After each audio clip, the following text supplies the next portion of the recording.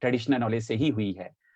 उदाहरण के तौर पर reserpine, morphine, gossypol, diosgenin, digitoxin, caffeine, atropine, withanolide इत्यादि बहुत सारी ऐसी औषधीय फाइटोकेमिकल्स हैं जिनको हम आज मॉडर्न मेडिसिन में भी प्रयोग करते हैं। हमारे घरों में दादी माँ के नुस्खे या नानी माँ के नुस्खे या माँ के घरेलू नुस्खे इत्यादि काफी मशहूर हैं। आज भी छोटी मोटी बीमारियों का इलाज हम इन्हीं नुस्खों द्वारा करते हैं। जैसे कि जब किसी को जुकाम हो जाता है तो हम कहते हैं कि तुलसी और अदरक की चाय पी लो। इसी तरह जवित्री, तुलसी, लहसुन भी इसमें बहुत ही लाभदायक सिद्ध हुए हैं। जब खांसी होती है तो कहते हैं शहद और अदरक और दालचीनी की चाय पिलाई जाए। इसी तरह जब पेट खराब हो जाता था तो बोलते थे कि इसबगोल को आप इसबगोल ले लीजिए, चाहे दूध, अगर कॉन्स्टिपेशन हुई है तो दूध के साथ लेते हैं, और अगर लूज मोशन लगे हो तो दही के साथ उसको प्रयोग करते हैं, और ये लूज मोशन में भी और कॉन्स्टिपेशन में भी काफी उपयोगी है। इसी तरह जब हमारा गला खराब हो जाता है तो कहते हैं अलसी, नींबू और शहद को का या उसका काढ़ा बना के या उसको उबाल करके पिया जाए तो गला खराब, जो खराश होती है गले में, वो नहीं रहती है, वो ठीक हो जाती है। अ, हमारे पहले होता था ट्रेडिशनल, जो हमारा जो ट्रेडिशनल नॉलेज है, किसी को कट लग जाता था तो ब्लीडिंग हो रही होती थी, तो ब्लीडिंग के केस में हम आर्टिमीजिया, जिसको यहाँ लोकल में छांबर कहते हैं, उसके पत्तों को क्रश करके जख्म के ऊपर लगा लेते थे तो सारी ब्लीडिंग जो है रुक जाती थी। इसी तरह मंजीष्ट एक प्लांट होता है, रूबिया प्लांट होता है, उसके पत्तों का रस भी हीमोस्टैटिक है, जिससे कि जख्म जो है ब्लीड करना बंद कर देता है और साथ में हील भी जल्दी होता है। चाइना में जो आर्टिमीजिया प्लांट है उसका बुखार के लिए प्रयोग किया जाता था, और हाल ही में ये पाया गया है कि मलेरिया में भी ये प्लांट, ये औषधीय पौधा जो है बहुत ही उपयोगी है। आज हमारे वेबिनार सीरीज में एक इनॉग्रल एड्रेस है, उसके अलावा जो है 2 इंडियन ट्रेडिशनल नॉलेज के ऊपर 2 लेक्चर्स हैं। सबसे पहले जो हमारा जो है इनॉग्रल एड्रेस रहेगा, जो कि डॉक्टर राकेश पंडित जी के द्वारा है। Doctor Rakesh Pandit ji Indian council, central council for Indian medicine में बोर्ड ऑफ डायरेक्टर के एक मेंबर हैं, और इसके साथ साथ ये आरोग्य भारती के नेशनल सेक्रेटरी भी हैं, और इससे पहले वो वनौषधि प्रमुख भी रहे हैं, आरोग्य भारती में वनौषधि प्रमुख भी रहे हैं। कुछ वर्ष पहले ये हमारे आयुर्वेदा डिपार्टमेंट से एज डिप्टी डायरेक्टर रिटायर हुए हैं। इनका आयुर्वेदिक डॉक्टर होने के साथ साथ डॉक्टर राकेश पंडित जी की रुचि हमारे औषधीय पौधों और ट्रेडिशनल नॉलेज में भी रही है, और इसके लिए वो हमेशा इधर उधर नॉलेज के, ज्ञान की प्राप्ति के लिए घूमते फिरते रहते हैं। मैं डॉक्टर राकेश पंडित जी को इनवाइट करना चाहता हूँ उसके आज के इनॉग्रल एड्रेस के लिए, लेकिन उससे पहले मैं ये बताना चाहता हूँ कि ये बहुत ही बिजी शेड्यूल है इनका। सुबह से शाम तक बहुत सारी मीटिंग्स इनको CCIM में अटेंड करनी पड़ती हैं, और मीटिंग्स के अलावा इनके बहुत सारे वेबिनार हर रोज चले होते हैं, 2-3 वेबिनार होते हैं, प्लस 1-2 मीटिंग्स जो है डेली चलती रहती है इनकी। तो इन्होंने अपने इतने बिजी शेड्यूल से हमारे लिए कुछ समय निकाला, इसके लिए हम इनके आभारी हैं। मैं डॉक्टर राकेश पंडित जी से आग्रह करूंगा कि वो अपना इनॉग्रल एड्रेस के लिए आगे आए। थैंक यू डॉक्टर राकेश पंडित। धन्यवाद डॉक्टर अनिल ठाकुर जी। सबसे पहले सभी जनों को नमस्कार। आज स्क्रीन के ऊपर देख रहा हूँ लिगेंड, जिसको हम कह सकते हैं legend of medicinal plants, doctor Meenu भाई पराबिया मेरे सामने हैं। बहुत अच्छा लगा इनको देखकर। और भी doctor Bhupesh Patel, doctor विदेही Prasad ji, doctor Shri Bharat Korat, और बड़ी दूर दूर से डॉक्टर हेम प्रकाश राज शर्मा जी, उन्ना से हमारे आरोग्य भारती हिमाचल प्रदेश के महामंत्री हैं। डॉक्टर चमन चौहान जी अध्यक्ष हैं आरोग्य भारती हिमाचल प्रदेश के। वैद्य राहुल भारद्वाज महतपुर से जुड़े हैं। अरविंद कुमार जी हैं देहरादून से, और भी बहुत सारे लोग हैं। आप सब की को नमन करता हुआ मैं आज अपनी बात प्रारंभ करता हूं।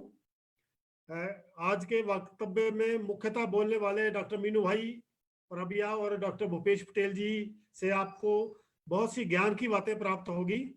मैं छोटी मोटी बात करके अपनी बात को आगे बढ़ाऊंगा। हमारे शास्त्रों में लिखा है, अमंत्रम अक्षरम न अस्ति, न अस्ति मूलम नौषधम नौषधि, आरोग्यम पुरुषम न अस्ति, योगस्तस्य दुर्बलम।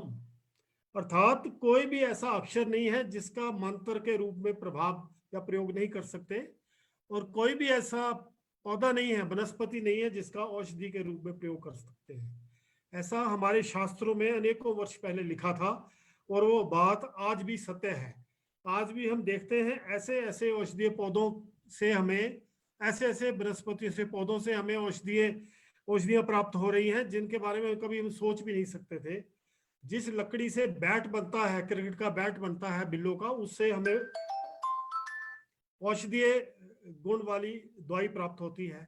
ऐसे बहुत सारी चीजें हैं जो वनस्पतियां हैं जिनसे नित्य प्रति हम देखते हैं जो रिसर्च हो रही है, खोज हो रही है, जिससे बड़ी बड़ी औषधियां बनके हमारे मानव कल्याण के लिए हमें प्राप्त हो रही है। तो ये हजारों वर्ष पूर्व ये लिखा गया वाक्य आज भी उतना ही सत्य है जितना पहले था। जैसे डॉक्टर अनिल ठाकुर जी ने कहा, आज का विषय है पारंपरिक चिकित्सा में औषधीय वनस्पतियों की उपयोगिता। ट्रेडिशनल सिस्टम में मेडिसिनल प्लांट्स पहले से प्रयोग होते आए हैं। इसका वर्णन यदि हम और देखें पीछे तो हमारी जो आयुर्वेद के शास्त्रीय पुस्तकें हैं, चरक संहिता है, शीर्ष संहिता है, उसमें भी इनका वर्णन मिलता है पारंपरिक चिकित्सा के बारे में। चरक संहिता में वर्णन किया गया है कि जो व्यक्ति या जो लोग भेड़ बकरी पालते हैं, भेड़ बकरी चराने के लिए जंगल में जाते हैं, गौ पालक हैं, गाय और पशु अन्यों को चराने के लिए जंगलों में जाते हैं, या जो जंगलों में भ्रमण करते हैं किसी भी कारण से, चाहे वो घास काटने के लिए जाते हों, जंगलों से लकड़ी प्राप्त करने के लिए जाते हों, या ऋषि मुनि जो तपस्या के लिए जंगलों में जाते थे, या पूरी प्रकृति के लोग शिकारी आदि शिकार करने के लिए जंगलों में जाते थे। तो इस तरह के जो व्यक्ति थे, और दूसरे जो पर्यावरण प्रेमी है जिनको पौधों से प्यार है, पौधों के पास जाके उनसे मित्रता करते हैं, ऐसे बहुत सारे व्यक्तियों के पास औषधीय पौधों के गुणों के बारे में, उनकी पहचान के बारे में, उनके रूप के बारे में जानकारी मिलती है। ऐसा चरक संहिता में हजारों वर्ष पूर्व लिखा गया था। सुश्रुत संहिता में भी ऐसा लिखा गया है कि ऐसे लोगों के पास औषधीय पौधों की जानकारी और उनसे संबंधित ज्ञान प्राप्त रहता है। तो कहने का भाव की शुरुआत से ही, जब से मनुष्य पैदा हुआ है तभी से औषधीय पौधों का मनुष्य अपने स्वास्थ्य के दृष्टि से प्रयोग करता आया है। हम देखते हैं ज्यादातर जो ट्रेडिशनल सिस्टम ऑफ मेडिसिन है, जो पारंपरिक चिकित्सा है, जो गुणी वैद्य जो भी इसका चिकित्सा करते हैं, फोकलोर हीलर है, ट्रेडिशनल हीलर हैं, वो ज्यादातर अधिकतर ग्रामीण क्षेत्र में, दूर दराज के क्षेत्रों में, पहाड़ों पर्वतों पे मिलते हैं। उसके पीछे एक वैज्ञानिक कारण है कि क्यों वहीं पे उनको ज्यादा ज्ञान रहता है ऐसे लोगों को। उसका कारण है कि जो हमारा ग्रामीण क्षेत्र है, जंगल है, पहाड़ी क्षेत्र है, हिमालय का क्षेत्र है, दूर दराज का क्षेत्र है, वहां पर चिकित्सा सुविधा ना के बराबर होती है। पहले तो बहुत कम होती थी, अब तो चलो सरकार ने जगह जगह हॉस्पिटल डिस्पेंसरीज खोल दिए हैं, लेकिन उसके बावजूद भी हम देखते हैं, अगर हम वास्तविकता में देखें तो डॉक्टर जाने से कतराते हैं वहां पर, क्योंकि अधिक सुविधाएं नहीं होती। तो ऐसी स्थिति में वहां के जो स्थानीय लोग हैं, गुणी लोग हैं, बुद्धिमान लोग हैं, उन्होंने औषधीय पौधों के बारे में जानकारी प्राप्त की, और उस ज्ञान से, अपने अनुभव से, और जो उन्होंने अपने पूर्वजों से सीखा, उससे धीरे करते करते अगली जनरेशन को उन्होंने इस परंपरा को बढ़ाया, और एक समानांतर एक चिकित्सा पद्धति के रूप में भारतवर्ष में ये काफी पुरानी विकसित हुई है। यदि हम भारतीय महाद्वीप की में देखें, जो एशियन हमारा रीजन है, कंट्रीज है जितने भी, उसमें पारंपरिक स्वास्थ्य जो चिकित्सा है उसका अटूट श्रृंखला वर्षों से मानव जाति के कल्याण के लिए कार्य कर रही है। वैज्ञानिक पृष्ठभूमि पर आधारित तथा विकसित हुई हमारी ये परंपरा, चाहे आज देखने में लगती हो कि ये परंपरा है, लेकिन इसका भी कहीं ना कहीं वैज्ञानिक आधार है, अनेकों वर्षों का लोगों का अनुभव है। इसके साथ साथ इसमें एक और बात जो जुड़ती है साथ में, वो ये है कि अधिकतर ज्ञान जो है उसका कहीं ना कहीं उसकी रूट या उसका मूल या उसका रेफरेंस हमें जो पुराने हमारे शास्त्र हैं, आयुर्वेद के, वेदों के जो पुस्तकें हैं, या जो निघंटु है हमारे, कहीं ना कहीं उनमें उनका रेफरेंस मिलता है। कहने का भाव ये है कि ये अनुभव के साथ साथ शास्त्रीय ज्ञान भी इसमें मिला हुआ है और वैज्ञानिक ज्ञान भी इसमें मिला हुआ है, और आज हम देखते हैं बहुत सारे ऐसे औषधीय पौधे हैं जो परंपरा की दृष्टि से लोग प्रयोग करते थे, लेकिन आज उनसे बहुत ही अच्छी दवाइयां विकसित हुई हैं सारी दुनिया में। आप सब जानते होंगे कि उदाहरण मैं पहले भी कई बार दे चुका हूं। एक विलियम्स नाम का एक राजा था अपने यूरोपियन कंट्री में। वो जब प्रवास पे गया तो उसने उसके स्वागत के लिए बहुत सारे गांव के लोग उसका स्वागत करने के लिए हाथ में फूल लेके और माला लेके इकट्ठे हुए थे। तो उसने देखा सब में एक बहुत ही मोटे चेहरे वाली, बिल्कुल गोल चेहरा उसका और सूजे उसके सारा शरीर सूजन से भरा हुआ, वो उसके सामने खड़ी, वो भी फूल लेके उसका स्वागत करने के लिए खड़ी थी। तो उसने राजा ने पूछा भाई लड़की को क्या हुआ? कहते ये तो बीमार है, सारा शरीर इसका सूज गया है, तो ऐसा लगता है कि थोड़े दिन की मेहमान है, ये अब अधिक जीवित नहीं रहेगी। खैर राजा आगे चल गया। जब वापस अपना दौरा पूरा करके आया तो पुनः उस गांव में गया तो वहां देखा तो लोग फिर उसके स्वागत के लिए खड़े थे। तो उसकी निगाहें उस लड़की को ढूंढ रही थी कि शायद वो अभी तक जिंदा हो, क्योंकि वो राजाओं का जो प्रवास होता था 2-3 महीने 6 महीने तक चलता रहता था। तो जब वो वापस, उन्होंने पूछा प्रधान से जो वहाँ उसका था, उस इलाके का प्रमुख व्यक्ति था, कि वो जो लड़की थी पिछली बार क्या वो मर गई या अभी जिंदा है? तो उन्होंने कहा नहीं नहीं वो जिंदा है, वो देखो सामने खड़ी है। तो उसने देखा एक बहुत ही सुंदर और पतले छरहरे शरीर वाली एक कन्या वहां पर हाथ में फूलों का गुलदस्ता लेके राजा का स्वागत करने के लिए खड़ी है। तो राजा ने पूछा भैया इसको क्या हुआ, कैसे हुआ? ये पहले तो ये बहुत बीमार लग रही थी, ऐसे कह रहे थे कि मर जाएगी। तो उन्होंने, लड़की ने बताया, उसके साथ जो व्यक्ति आए थे, कि इसको जंगल में गई, किसी ने कहा कि ये फूल खा लो तो इससे तुम ठीक हो जाओगी। तो उसने वो फूल खाए, उससे उसको धीरे धीरे उसका जो रोग कम तो होता गया, उसका जो सूजन थी उसके शरीर में, ओडिमा था, वो कम हो गया और थोड़े दिन बाद बिल्कुल नॉर्मल होगी। और आपको जानकर आश्चर्य होगा, उस पौधे का नाम था फॉक्स ग्लोब या हरित पत्री आयुर्वेद में जिसको कहते हैं, डिजिटालिस पर्पुरिया। तो उससे बाद में चल के डिजॉक्सिन नाम की दवाई बनी, जो आज भी कंजेस्टिव कार्डियक फेलियर के लिए प्रयोग की जाती है। तो कहने का भाव ये है कि जो परंपरा का ज्ञान है उसके पीछे कहीं ना कहीं वैज्ञानिक आधार भी है, खोज भी है लोगों की, और अनुभव भी है। प्राचीन भारतीय स्वास्थ्य परंपराओं की सुगंध केवल भारत तक सीमित नहीं रही। हम जानते हैं कि भारत के बाहर दूर दराज के यूनान, फारस, यूरोपियन कंट्रीज तथा भारत से लगते हुए कंबोडिया, थाईलैंड, इंडोनेशिया, मलेशिया, इन सब कंट्रीज में पारंपरिक जो भारतीय पारंपरिक चिकित्सा है, औषधीय पौधों से इलाज करने की जो परंपरा है वो फैली है। और वहाँ की परिस्थितियों के अनुसार, वहाँ की जो जियोग्राफिकल कंडीशंस के अनुसार, वहाँ के रिसोर्सेज के अनुसार उन्होंने और भी इसको विकसित किया और अपने अपने नाम से अलग अलग चिकित्सा पद्धतियों को उन्होंने इसको विकसित किया, इसको अपना नाम दिया और उससे उपचार चलता रहा।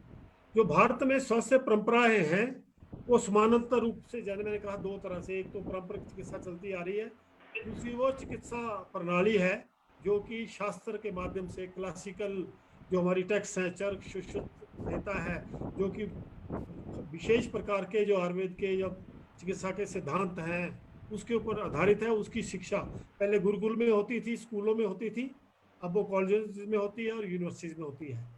और दूसरी तरफ ये परंपरागत चिकित्सा है, वो जो परंपरागत चिकित्सक हैं वो अपने अनुभव से जो सीखते हैं वो अपने शिष्यों को या अपने परिवार के लोगों को आगे सिखाते हैं। आपको जानकर बड़ा प्रसन्नता होगी कि जो परंपरा की अधिकतर जो परंपराएं चिकित्सा में हमारे भारतवर्ष में रही हैं उसमें महिलाओं का योगदान बहुत रहा है उसको आगे बढ़ाने के लिए। चाहे वो घर की दादी हो, नानी हो, या बड़ी बहन हो, या माँ हो, उसने जो ज्ञान प्राप्त किया अपने परिवार के स्वास्थ्य को ठीक करने के लिए, वो ज्ञान उसके परिवार के सदस्यों से होते हुए समाज में गया, पड़ोसियों तक गया, पड़ोसियों तक गांव में गया, और गांव में जो बुद्धिमान कोई गुणी वैद्य या भगत भी जिसको कहते हैं, अलग अलग प्रांतों में अलग अलग नाम है उसके, ट्रेडिशनल हीलर के पास गया और उसने उसका लाभ उठाते हुए आगे फिर लोगों का उपचार अपने ढंग से करना शुरू कर दिया। तो इस तरह ये परंपरा जो चलती आ रही है इसकी सुगंध आगे से आगे फैलती रही, और इसमें हमारे समाज में व्यक्ति भी स्वस्थ हुआ, परिवार भी स्वस्थ होते हैं, समाज भी होता है। और जैसा हमारा आरोग्य भारती का ये लक्ष्य है कि हम इस देश को भी स्वस्थ कर सकते हैं, तो इसमें पारंपरिक चिकित्सा पद्धति का बहुत बड़ा योगदान रहा है और आगे भी ये चलता जा रहा है और नए से नए लोग नए से नए ज्ञान के साथ इसके साथ जुड़ते आ रहे हैं। जब परिवार से ज्ञान ये आगे गया तो उसके बाद धीरे धीरे जब प्रैक्टिस में आने लगा तो घरेलू उपचार अलग अलग तरह के, जैसे अनिल ठाकुर जी बता रहे थे, तो घरेलू उपचार इवॉल्व हुए इसमें, जिसके लाभ उठाकर बहुत से रोगों का उपचार किया जा रहा है। परंपरा की दृष्टि से देखें तो कुछ ऐसे परिवार भी हैं, ऐसे व्यक्ति हैं जिन्होंने कोई विशेष प्रकार की एक बीमारी का उपचार अच्छा ढूंढा और उससे जन सेवा में लग गए, उससे लोगों को वो उसका उपचार करते हैं। ऐसे ही उदाहरण हिमाचल प्रदेश में एक सिरमौर डिस्ट्रिक्ट में नारग जिला है, नारग स्थान है। नारग में एक ऐसा परिवार है, वैद्य परिवार, जो कि पैरालिसिस, अधरंग या पक्षाघात के जो भी रोगी हैं उनका उपचार करता है।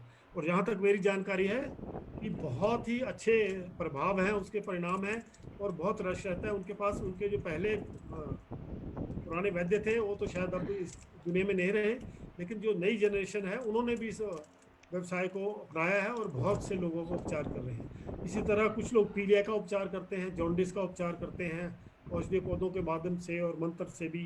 कुछ लोग टूटी हुई हड्डियों को जोड़ने का, बोन सेटिंग का काम करते हैं और बहुत से स्थानीय औषधीय पौधों को कूट पीट कर उनका लेप लगाते हैं, उनको खाने को भी देते हैं। इसी तरह विष की चिकित्सा का इलाज भी सफलता पूर्वक, खासकर ग्रामीण क्षेत्रों में सांप बिच्छू काट जाए और कोई विष खा ले तो उसका उपचार भी उसके माध्यम से वो किया जाता है, औषधीय पौधों के माध्यम से।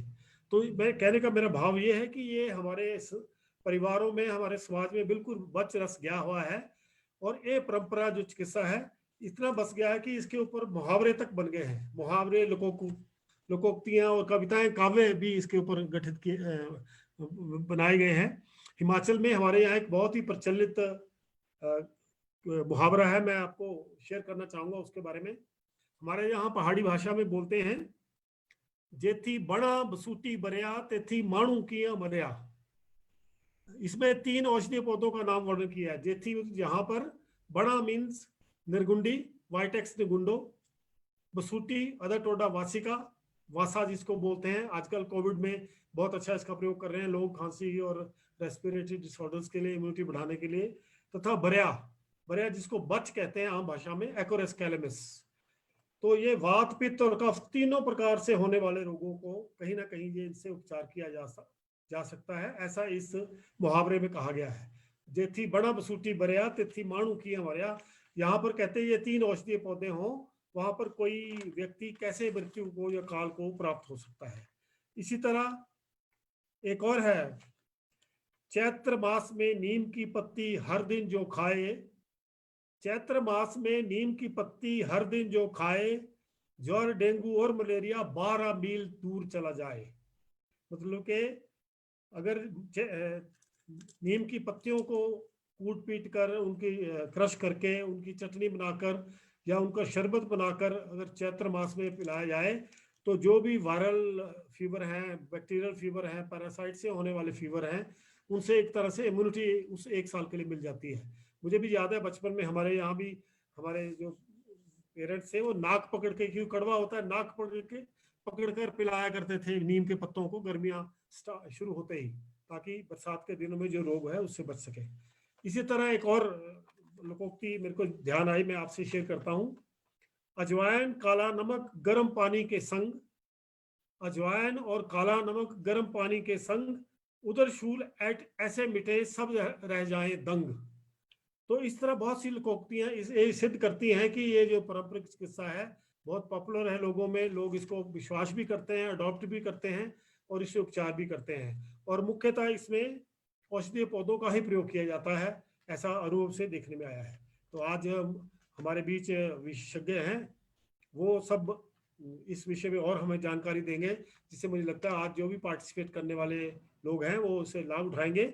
हम सब जानते हैं आरोग्य भारती प्रिवेंटिव मेडिसिन के ऊपर खासकर हेल्थ पोर्शन है, आरोग्य का जो है, हेल्थ और डिजीज में फर्क है चिकित्सा में, तो हेल्थ प्रमोशन और प्रिवेंटिव मेडिसिन पे काम करती है।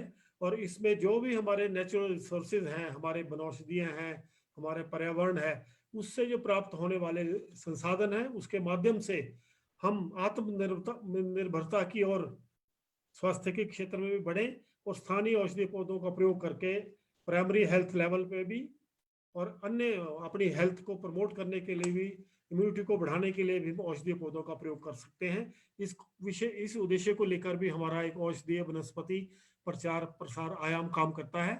उसके अंतर्गत बहुत सारे हम कार्यक्रम लेते रहते हैं, पौधारोपण के भी, अन्य भी, और उसी की श्रृंखला में आज ये वेबिनार भी चौथा हमारा आयोजित किया जा रहा है आरोग्य भारती हिमाचल द्वारा। तो मैं अधिक समय न लेता हुआ आरोग्य भारती हिमाचल प्रांत की जो हमारी टीम है, टोली है, कार्यकारिणी है, उसको मैं बहुत बहुत बधाई देता हूँ कि बड़ा अच्छा प्रयास कर रहे हैं और बड़े बड़े विशेषज्ञों को लोगों का ज्ञानवर्धन के लिए अपनी कार्यशालाओं में बुलाते हैं। मैं आप सबको बधाई देते हुए तथा जो हमारे महानुभाव मुख्य वक्ता आज के इस कार्यक्रम में पधारे हैं उनका स्वागत करते हुए अपनी बात को यहीं विराम देता हूँ। नमस्कार। धन्यवाद डॉक्टर राकेश पंडित जी, आपने हमारा मार्गदर्शन किया, इसके लिए हम आपके आभारी हैं। हम आज का हमारा पहला lecture medicinal plants used by traditional healers के ऊपर है, by doctor Meenu Hiraji Pravia ji. Dr. Pravia ji is a retired professor of biosciences and former dean sciences from South Gujarat University at Surat. He has teaching experience of nearly 37 years. He has guided nearly 31 students and published nearly 100 research papers. He is a prolific popular science writer. उनके द्वारा लिखे गए कोई 400 articles local newspapers में छप चुके हैं, जिनमें से दादी माना नुस्खा, तरुवर आने औषधि, ये प्रमुख है। ये दो जो सीरीज है इनका, ये लगातार या तो डेली बेसिस पे पब्लिश हो रहा है या फिर वीकली बेसिस पे पब्लिश हो रहा है, दादी माना नुस्खा और तरुवर आने औषधि। इनके जो पॉपुलर आर्टिकल्स हैं कुछ 400 के आसपास हैं, और साथ में ये ट्राइबल फोक मेडिसिन, एथनोबॉटनी के ऊपर काफी काम किया हुआ है। And he is also a renowned taxonomist and ethnobotanist. I will request Dr. Pravia ji to start with his lecture on medicinal plants used by traditional healers in India. Thank you, sir. Thank you very much. Am I audible? Yes, yes. Okay, I will start. Yes, sir. That. Yes, sir. Okay, I will start with the slides directly.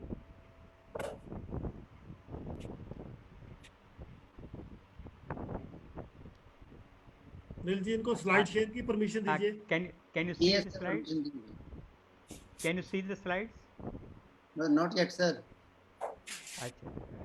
Let me see.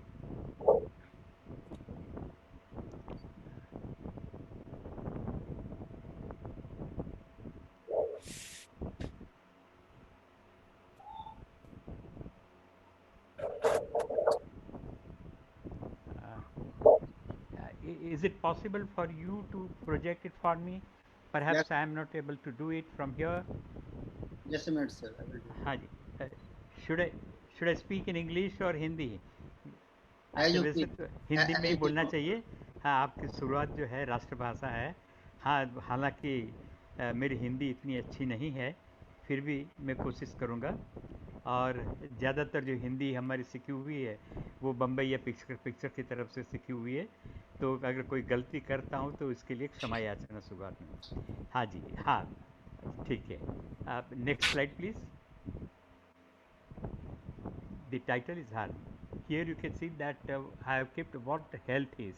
The WHO has defined it. उनकी जो व्याख्या दी गई है कि जो तंदुरुस्ती है वो शारीरिक, मानसिक और स्पिरिचुअल, आध्यात्मिक जो परिस्थिति है, अगर वो ठीक महसूस होती है आपकी, तो यानी आप तंदुरुस्त व्यक्ति है। और व्यक्ति को तंदुरुस्त कौन रखता है? तो इसके लिए उसका जो जेनेटिक कॉन्स्टिट्यूशन है, जो माता पिता की तरफ से आपको इनहेरिटेंस में मिला है, और बाकी की जो आप पर्यावरण वगैरह जो रहते हैं, आपकी जो लाइफस्टाइल है, आपका जो खुराक है, और आपका खुद का स्वभाव कैसा है, और किस तरह से आप परिस्थिति के साथ अनुकूलन साध रहे हैं, उसके ऊपर आपकी तंदुरुस्ती का आधार रहता है। Next please. Next please. Yes, sir.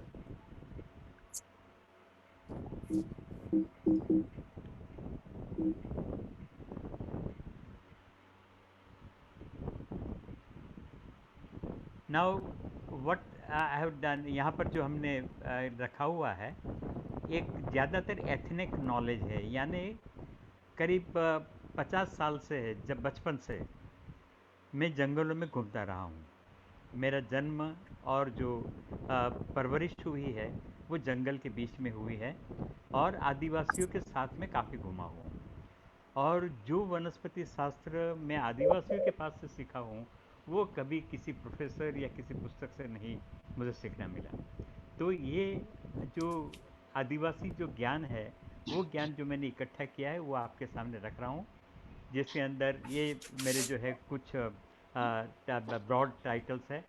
मुख रोग है, पाचन तंत्र के रोग हैं, आपका जो नाक आँख और जो कान है, चमड़ी के रोग, फीवर या जो बीमारी होती है, या हड्डी टूटती है, मगज की कोई बीमारी है, पेशाब की और जो प्रजनन तंत्र की बीमारी है, तो वगैरह सब रोगों के लिए ये कुछ टाइटल दे कर करके मैंने यहाँ पर आपके सामने रख रहा हूँ। Next please.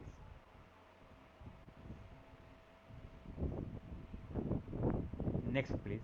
हाँ, ये देखिए मैंने यहाँ पर जो 3 चित्र देख के रखे हुए हैं, लेफ्ट साइड पर जो दिख रहा है था कुछ लाल स्पॉट के साथ, वो है दादरा यानी एक्लेफा इंडिका। आदिवासी लोग उसका जो उपयोग करते हैं चमड़ी के रोगों के अंदर उपयोग करते हैं। जब कहीं पर दादर या खरजुआ या ऐसा कोई स्किन डिजीज़ है तो इसके पत्ते को पीस करके उसके रस लगाते हैं। दूसरा है वूपिंग कफ, जिसे उल्टा ट्यूब बोलते हैं, बड़ी खांसी बच्चों को जो होती है, बच्चे बहुत हैरान होते हैं, उसके अंदर भी उसके पत्ते का रस निकाल करके करीब 5 मिलीलीटर जितना रस थोड़ी से शहद के साथ मिला करके पिला देते हैं। राइट हैंड साइड में जो 2 रखे हैं, ऊपर ऊपर वाला जो है वो चक्रमर्द है, कैसिया टोरा उसका लेटिन नाम है। जब छोटा होता है तब उसकी भाजी खाई जाती है, काफ़ी जो मेथी की तरह लगती है, जो कसूरी मेथी की जो भाजी होती है उसी तरह की ये भी थोड़ी सी कड़वी लगती है। स्वाद काफ़ी अच्छा है, मेथी जैसा ही है। आप उसके थेपले बना करके खा सकते हो रोटी के साथ मिला करके, या तो उसकी साग या सब्जी बना करके भी खा सकते हैं। उसके बीज जब पक जाते हैं तो बीज इकट्ठा कर लेते हैं। हमने देखा है कि महाराष्ट्र का जो खानदेश ट्रैक है वहाँ पर बहुत ज़्यादा तादाद में ये लोग उसके बीज इकट्ठे कर करके बेचते हैं। एक तो कॉफ़ी के अंदर उसको मिलावट के लिए उपयोग होता है, कोई नुकसान नहीं है, कॉफ़ी से ज़्यादा तंदुरुस्ती वाला है, तो इसकी जो मिलावट है फिर भी हम उसके खिलाफ नहीं है। दूसरा ये है कि उसको भून करके उसको पीस लो, पीस करके कोपरे के तेल कोपरेल के साथ मिला करके चमड़ी के जो रोग है उसके ऊपर आप लगा सकते हैं, काफ़ी फ़ायदेमंद है दराज के ऊपर, इसीलिए उसको चक्रमर्द बोला गया है। यानी कि जो राउंड वर्म्स है, सॉरी रिंग वर्म्स, तो रिंग वर्म्स के ऊपर उसका उपयोग अच्छी तरह से होता है। जो राइट हैंड साइड पर जो नीचे वाला जो है यह है जी, तो वो है ट्राइडेक्स प्रोकम्बंस। हमारे यहाँ कई अलग अलग नाम से जाना जाता है। एक है परदेसी भांगराज या तो भांगरा, क्योंकि उसके पत्ते का अगर रस आप हाथ में निकालोगे तो वो थोड़ी देर में काला होना शुरू होता है। तो जिस तरह से भृंगराज का उपयोग आप बाल को काले करने के लिए कर सकते हैं, उसी तरह इसका उपयोग भी हो सकता है। और जैसे आगे बताया गया कि हीमोस्टेटिक एक्टिविटी कई प्लांट की है, तो इसकी भी बहुत बढ़िया है और फार्मर्स के अंदर ये काफ़ी प्रिय है कि जो खेत में काम करते करते वक्त कभी भी ईजा हो गई, लहू बहने लगा, तो उसके पत्ते लेकर के मसल करके उसको ऊपर जैसे ही आप डालते हैं 2-4 बूंद, बिल्कुल एक ही या 2 पल के अंदर वो जो ब्लीडिंग है वो स्टॉप हो जाता है। हमारा खुद का उसका अनुभव है, अनुभूत औषधि बहुत ही बढ़िया है। अगर कहीं पे इंसेक्ट की स्टिंग बाइट हो गई तो इसके लिए भी ये काफ़ी अच्छा है, काफ़ी अच्छा परिणाम देता है। जो एथलीट्स फुट होता है यानी पाँव की उंगलियों के बीच में फंगस आ जाती है और काफ़ी पक जाता है, तो उसके ऊपर भी इसके पत्ते का रस निकालने से लगाने से काफ़ी फायदा होता है। Next please. ये पाचन तंत्र के रोग खास करके कृमि के लिए जो काम में आते हैं वो औषध है। ये ऊपर के जो दोनों है वो बाईं ओर वाला जो है वो हरा है, सिजालपिनिया बॉन्डुक, कोबेराक्स या काचका हम बोलते हैं, अंग्रेजी में उसको फीवर नट करके बोला जाता है, क्योंकि पहले के ज़माने में उसको भून करके उसकी कर्नेल यानी अंदर से मिंज निकाल करके शहद के साथ चटाई जाती थी। तो फीवर जो है करीब 20-25 मिनट के अंदर फीवर निकल जाती है। जैसा पैरासीटामोल या एस्पिरिन का काम है, वैसा ही काम ये फीवर नट या कुबेरैक्स भी देते हैं। इसी मिंच को अगर बच्चों को खिलाई जाए तो बच्चे के जो पेट के अंदर कृमि है, और कृमि की वजह से पेट के अंदर दर्द होता रहता है, कभी कभी स्टूल्स के अंदर ब्लीडिंग भी होता है, और जो है अब रात को सोते हुए बच्चा जो है दांत जोर से बिछाएगा तो ये सब बिछ लेगा। तो ये सब जो है वो कैरेक्टरिस्टिक है कृमि की। तो कृमि के अंदर ये बहुत बढ़िया है। लेफ्ट हैंड साइड पर जो लाल वाला दिख रहा है, गुजरात में बहुत कम हो रहा है। हिमाचल प्रदेश और ऋषिकेश और ऊपर के जो हिमालयन फुटील्स है, उसके अंदर ये कम्पिलक काफ़ी होता है। कम्पिलक यानी मैलोटस फिलिपेंसिस, तो वहाँ पर ये काफ़ी होता है। तो ये जो लाल है वो उसके एपिडर्मल हेयर्स है, वो निकाल करके वो बेचा जाता है मेलोटस का। उसको कम्पिलक चूर्ण के नाम से जाना जाता है। सच्ची कम्पिलक नहीं मिलती, ज़्यादातर लोग ईंट को पीस करके बनावटी कम्पिलक बेचते हैं। तो सच्ची कम्पिलक अगर मिल जाए तो वो कृमि के लिए बहुत बढ़िया है। और राइट हैंड साइड में ये जो काले दाने दिख रहे हैं वो विडंग है, वावडिंग जिसे बोलते हैं, एम्बिलिया राइप्स। हमारे गुजरात में जो स्पीसीज होती है वो सैरम कोटेम बोलते हैं, एम्बिलिया सैरम कोटेम। उसके भी परिणाम बहुत अच्छा है और बच्चों के लिए बहुत बढ़िया है। कृमि के लिए उसमें से विडंगा रिस्ट करके एक औषध बनता है, जो अगर 2-2 चम्मच बच्चों को 2 बार पिलाए तो उससे वो काफ़ी फ़ायदेमंद है। तो और इसको बच्चों के लिए ऐसे बोलते हैं कि जैसे पहला महीना है तो उसको रोज़ एक दाना उसको पीस करके शहद के साथ चटाया जाए, दूसरे महीने में 2, और 6 महीने तक अगर आपने ये 6 दाने तक ले गए और बच्चों को लिया तो वो उसको बीमारी कभी होगी नहीं और उसका स्वास्थ्य काफ़ी बढ़िया रहेगा। ये काफ़ी बच्चों के लिए बहुत बढ़िया माना गया है। और वो जितना पुराना है, बाकी सब औषध के लिए ऐसे बोलते हैं कि भाई आपको 6 महीने के अंदर कास्ट औषध को यूज़ कर देना चाहिए। हालांकि वो अभी आज के ज़माने में वो मुमकिन नहीं है। लेकिन ये वाउडिंग जो है पहले के ज़माने में तो जो दादी माँ का दिया हुआ आज जो है उसकी पोती उसका इस्तेमाल करेगी। ऐसा वो जैसे आप इनहेरिटेंस देते हैं, वारसे में देते हैं, उसी तरह वंश परंपरागत उसको दिया जाता है। तो आप भी अगर है तो थोड़ा सा बिडंग रख लीजिए, आपके पोते पोती के लिए कभी काम लाएगा। Next please. ये जो अभी बताया राकेश जी ने, बना वाला जो राइट हैंड में है वो बना है, यानी वाइटेक्स निगोंडो, नगोड़ जिसे बोलते हैं, निर्गुंडी बोलते हैं। बहुत ही बढ़िया वेदना स्थापन है ये दोनों। वो जो लेफ्ट हैंड वाला है वो विधानिया सोमनिफेरा है, यानी कि अश्वगंधा। अश्वगंधा, कपूर यानी जो कैम्फर, और ये नगोड़, इसको वेदना स्थापन बताया गया है। जो विधानिया है उसकी तो स्पीसीज का नाम ही आप देख लीजिए, सोमनिफेरा, यानी नींद लाने वाला। अगर नींद लाने वाला है तो सीधी बात है कि वो वेदना भी कम करेगा और अच्छी तरह से नींद आपको देंगे। और आजकल का ये जो कोविड वाला चल रहा है वायरस, उसके लिए भी जो कुछ आधुनिक रिसर्च जो संशोधन सामने आ रही है, उसके अंदर कहते हैं कि ये अश्वगंधा जो है इसके लिए काफ़ी बढ़िया काम करती है। तो अश्वगंधा उनको देना चाहिए। और ये जो निर्गुंडी है उसको पीस करके आदिवासी लोग जो जॉइंट पेन से शरीर में कहीं पर भी दर्द है तो वहाँ पर उसका लेप करते हैं, तो काफ़ी फायदेमंद वो साबित हुआ है। Next please. ये नीम की बात अभी बताई, चैत्र महीने के अंदर नीम तो हम खाते हैं, आप नीम को तो पहचान गए। लेफ्ट साइड में ऊपर की तरफ जो है वो शरीफा है, अनोनास क्वेमोजा, सीताफल हम यहाँ पर बोलते हैं, और उसके सीताफल के नीचे जो है वो करंज है, डेरिस पिन्नाटा, या तो पंगे में पिन्नाटा कहते हैं। और वही पिक्चर के अंदर आप उसके फूल, पत्ते, फल देख सकते हैं, और एक तोड़ा हुआ फल जिसके पास में 2 लाल रंग के बीज रखे हुए हैं। वो बीज ऑयली होते हैं, उसमें से तेल निकलता है। तेल कोई भी जो सर के अंदर जो जू होती है, लाइस, या तो डैंड्रफ होती है, यानी एक प्रकार की जो फंगस है वो, या तो टीनिया कैपाइटिस जिसके वजह से उंदरी होते बाल निकल जाते हैं, इसके लिए उसका तेल काफ़ी बढ़िया फ़ायदेमंद है। या इतना ही है कि उसमें से जो गंध है बहुत ही तीव्र गंध आती है। अगर आपके घर में किसी ने लगाया है तो बाकी के सभी करीब 1 किलोमीटर दूर भाग जाएंगे। इतनी उसकी गंदी बास आती है, लेकिन उसका उपयोग बहुत बढ़िया है। और नीम का तो अभी क्या कहना, ऐसा कहते हैं कि पूरे विश्व भर के अंदर करीब 66 जैसी यानी 66 जितनी पेटेंट फाइल की गई है। वो फाइल जो है जो पेटेंट के तो नीम के ऊपर सीधी नहीं, लेकिन नीम के अंदर से जो एजाडिरेक्टिन निकाला गया, वो एजाडिरेक्टिन ना, एक सीधी बात है कि वो चरक सुश्रुत या वाग्भट के पास तो आप उसकी अपेक्षा नहीं कर सकते कि वो एजाडिरेक्टिन के बात में बताए या तो उसको एंटी फंगल या एंटीसेप्टिक की तरह बताए।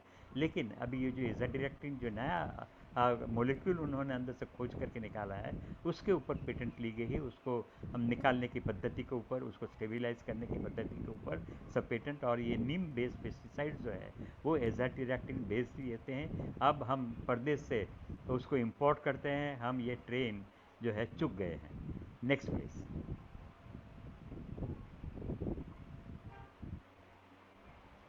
ये देखिए, ये अर्क है, लेफ्ट हैंड साइड के ऊपर जो है आक या अर्क। ये लोग जो है खाम खा इससे घबरा रहते हैं। लोग कहते हैं कि ये जहरी है, उसको हाथ मत लगाइए।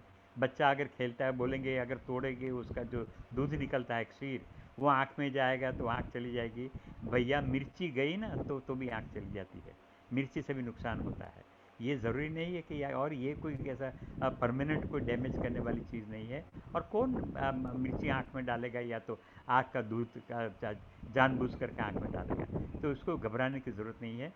हकीकत में संस्कृत साहित्य में जितने भी सूरज के नाम हैं वो सब आग को दिया गया है, मदार या आग को दिया गया है। कैलोट्रॉपिस प्रोसेरा, कैलोट्रॉपिस जाइजेंटिया, दो स्पीसीज ज़्यादातर हमारे यहाँ मिलती हैं। उसमें से प्रोसेरा का उपयोग ज़्यादा होता है क्योंकि जाइजेंटिया काफ़ी तेज़ है, और काफ़ी तेज़ होने की वजह से उसको खाने से उसमें से उल्टी या तो वॉमिटिंग हो सकती है, कभी कभी डायरिया भी होता है। हमने department of science and technology ने करीब 12 साल पहले हमको 62 लाख रुपए का अनुदान दिया था, और हमारी यूनिवर्सिटी और सरदार पटेल यूनिवर्सिटी ने साथ मिल करके उसमें से एक दवाई बनाई है, मलेरिया के लिए बहुत ही बढ़िया काम देती है। जो प्लाज्मोडियम वाइवेक्स और प्लाज्मोडियम फाल्सिफेरम दोनों के अंदर, इसके अंदर से जो दवाई बनी है, कैलोमेलाइन उसका नाम दिया है हमने, और काफ़ी बढ़िया मलेरिया के ऊपर काम करती है। सिंगल अर्ब ड्रग है और काफ़ी उपयोगी है।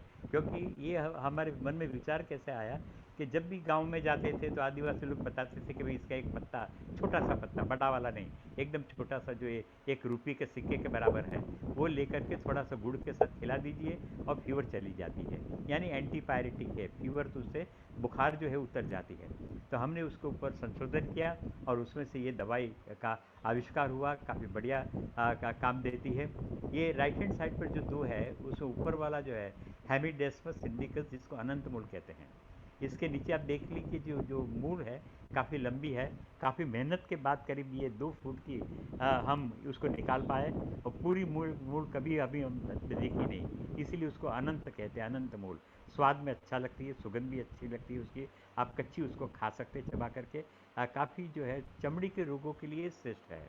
अगर कान की कोई भी बीमारी है, जैसे टिनिटिस, यानी कान के अंदर कोई वीणा बजती है, ऐसी बाँसुरी या तो बाँसुरी बजती है, ऐसी आवाज़ आती है, तो टिनिटिस के ऊपर या बाधिरिये के ऊपर वो काफ़ी बढ़िया काम देती है। चमड़ी के जो सोरियासिस वगैरह है, उसके अंदर में सारी वाद्यासव है, उसके में जो औषध बनता है वो काम का है। उसके नीचे जो है वो वृद्ध दारू है। वृद्ध दारू यानी वृद्ध यानी बड़ी, बड़ी वाली जो, उसको बृहद या तो वृद्ध कहते हैं संस्कृत में। और दारू यानी बेल, ये बहुत बड़ी बेल है, लायना है, बूढ़ी लायना, इसीलिए उसको वृद्ध दारू कही गई है। चमड़ी के रोगों पर ये भी बहुत बढ़िया काम करते हैं। एक सीधा सा उपाय हम आपको बता देते हैं। ये पत्ते को लेकर के आप कोई भी जो अल्कोहल है बाज़ार में मिल रहा है, कोई भी अल्कोहल ले लीजिए, या तो देसी दारू ले लीजिए, उसके साथ पीस लीजिए। उसको खाना नहीं है, और पीस करके आप घर में बॉटल में भर रखिए, सालों साल आप उसका इस्तेमाल कर सकते हो। चमड़ी पर कहीं पर भी कोई तकलीफ है, या तो दराज हो रही है या तो खर, तो ये लगा दीजिए। हाँ जी, जलन होगी लेकिन वो ठीक हो जाती है। या तो वो छोटी सी फुंसी निकलती है, तो वो फुंसी कभी कभी बड़ी होकर के काफ़ी मुश्किल में रख देती है, तो उसके ऊपर भी आप लगा सकते हैं। आदिवासी लोग क्या करते हैं कि पत्ता लेकर के फुंसी के ऊपर रख लेते हैं, 24 घंटे के अंदर फुंसी फूट करके चली जाएगी। हमने हमारे खुद के ऊपर उसका इस्तेमाल किया। हमने रुई के ऊपर ये दवाई ली, वो जो अल्कोहल वाली, और चमड़ी पर रख करके हमने खाली जो स्वस्थ चमड़ी के ऊपर रख करके पट्टी मार दी थी। दूसरे दिन वहाँ पर जैसे जल जाते हैं के बाद जो फफोला होता है, झझोला होता है, ऐसा झझोला हो गया है। तो हमको ये पता चला कि भाई ये जो है चमड़ी को सॉफ्ट करके तोड़ देती है। तो तो आपको डॉक्टर के पास जाकर के उसको कटवाना नहीं पड़ेगा। कोई जो बड़ा बॉइल्स हो जाता है तो बॉइल्स को आप फोड़ा फुंसी उससे काफ़ी अपने आप ठीक हो जाएगा फूट करके। आपको डॉक्टर के पास जाकर उसको नस्तर या तो कटवाना है, सर्जन के पास जाने की ज़रूरत नहीं होगी। ये आपकी अर्बल लांसेट है, ये काटने वाली चीज़ है। Next please. ये जो लेफ्ट हैंड साइड पर है ऊपर वाला जो गोल आप फल देख रहे हैं वो अरिठाका है। तो वो बालों को साफ करने के लिए, बालों को धोने के लिए तो काम आता है। उसके नीचे जो है वो गिलॉय है, गिलॉय के फल है, अब दिख रही है। जो गिलॉय है वो कहीं पर कोई भी किस्म की एलर्जी होती है, एलर्जी के लिए बहुत बढ़िया। हम आजकल लोगों को काफ़ी जो है लोगों को सलाह दे रहे हैं कि भाई उसमें से जो संसमनी वटी बनती है वो संसमनी वटी का उपयोग करिए, तो वो आपकी जो इम्यून सिस्टम है, आपकी रोग प्रतिकार शक्ति है, उसको काफ़ी बढ़ाएगा। काफ़ी बढ़िया चीज़ है। और राइट साइड पर जो ये आप कांटे वाली चीज़ देख रहे हैं वो है बॉम्बेक्स मलबारिका, यानी सेमल वृक्ष। दिल्ली के अंदर तो आप रास्तों पे जाओगे तो हर जगह पे या तो पीले फूल वाला या केसरी फूल वाला या लाल फूल वाला सेमल के वृक्ष लगाए गए हैं, और उसके ऊपर ये छोटे छोटे पिकल्स होते हैं। वो पिकल्स को निकाल करके नींबू के रस के साथ घिस करके जो एक्ने होता है चेहरे के ऊपर, जो खील मसूड़े होते हैं उसके ऊपर आप उसको लगा सकते हैं, उससे ठीक हो जाती है चमड़ी। Next please.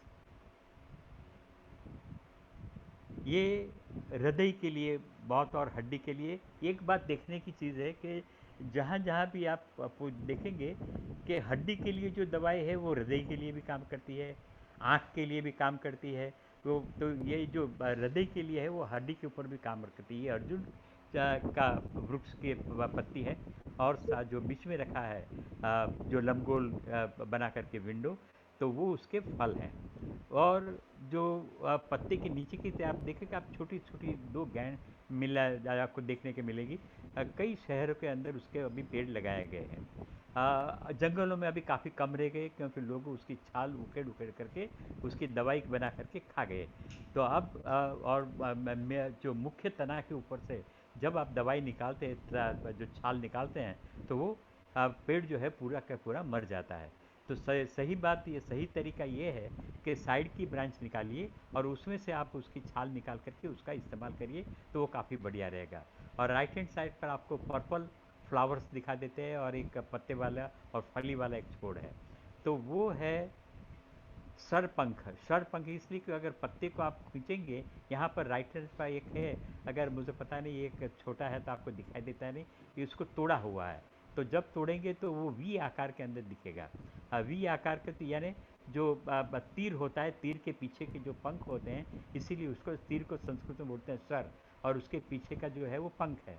तो सर के पंख तरफ दिखाई, इसलिए वो सर पंख बोला गया। उसका लैटिन नाम टेफ्रोजा पर्पुरिया है। उसकी जड़ आदिवासियों में हड्डी को जोड़ने के लिए बहुत प्रिय है, हार्ट के लिए, हृदय के लिए भी बहुत प्रिय है। तो उसको वो जड़ इकट्ठे करते हैं और तेल के अंदर उसको पीस करके पकाते हैं, और वो तेल जो है वो खाने के लिए देते हैं रोज़ 1-2 चम्मच तक। तो उससे जो है हड्डी जो टूटी हुई है तो वो जड़ से जुड़ जाती है। और ऐसा ही काम ये अर्जुन का भी है। अर्जुन सौ भी मिलता है, अर्जुन चूर्ण भी बाज़ार में मिलता है, और वो हार्ट के लिए काफ़ी बढ़िया माना गया है। Next please. बहुत बढ़िया चीज़ है, आप सब जानते हैं केसुड़ा है, पलास जिसे बोलते हैं, गुजराती में हम यहाँ खाखरा कहते हैं। Butea monosperma, Butea means beautiful, सुंदर दिखता है, जिसकी लैटिन नाम उसका ब्यूटिया उसी वजह से है।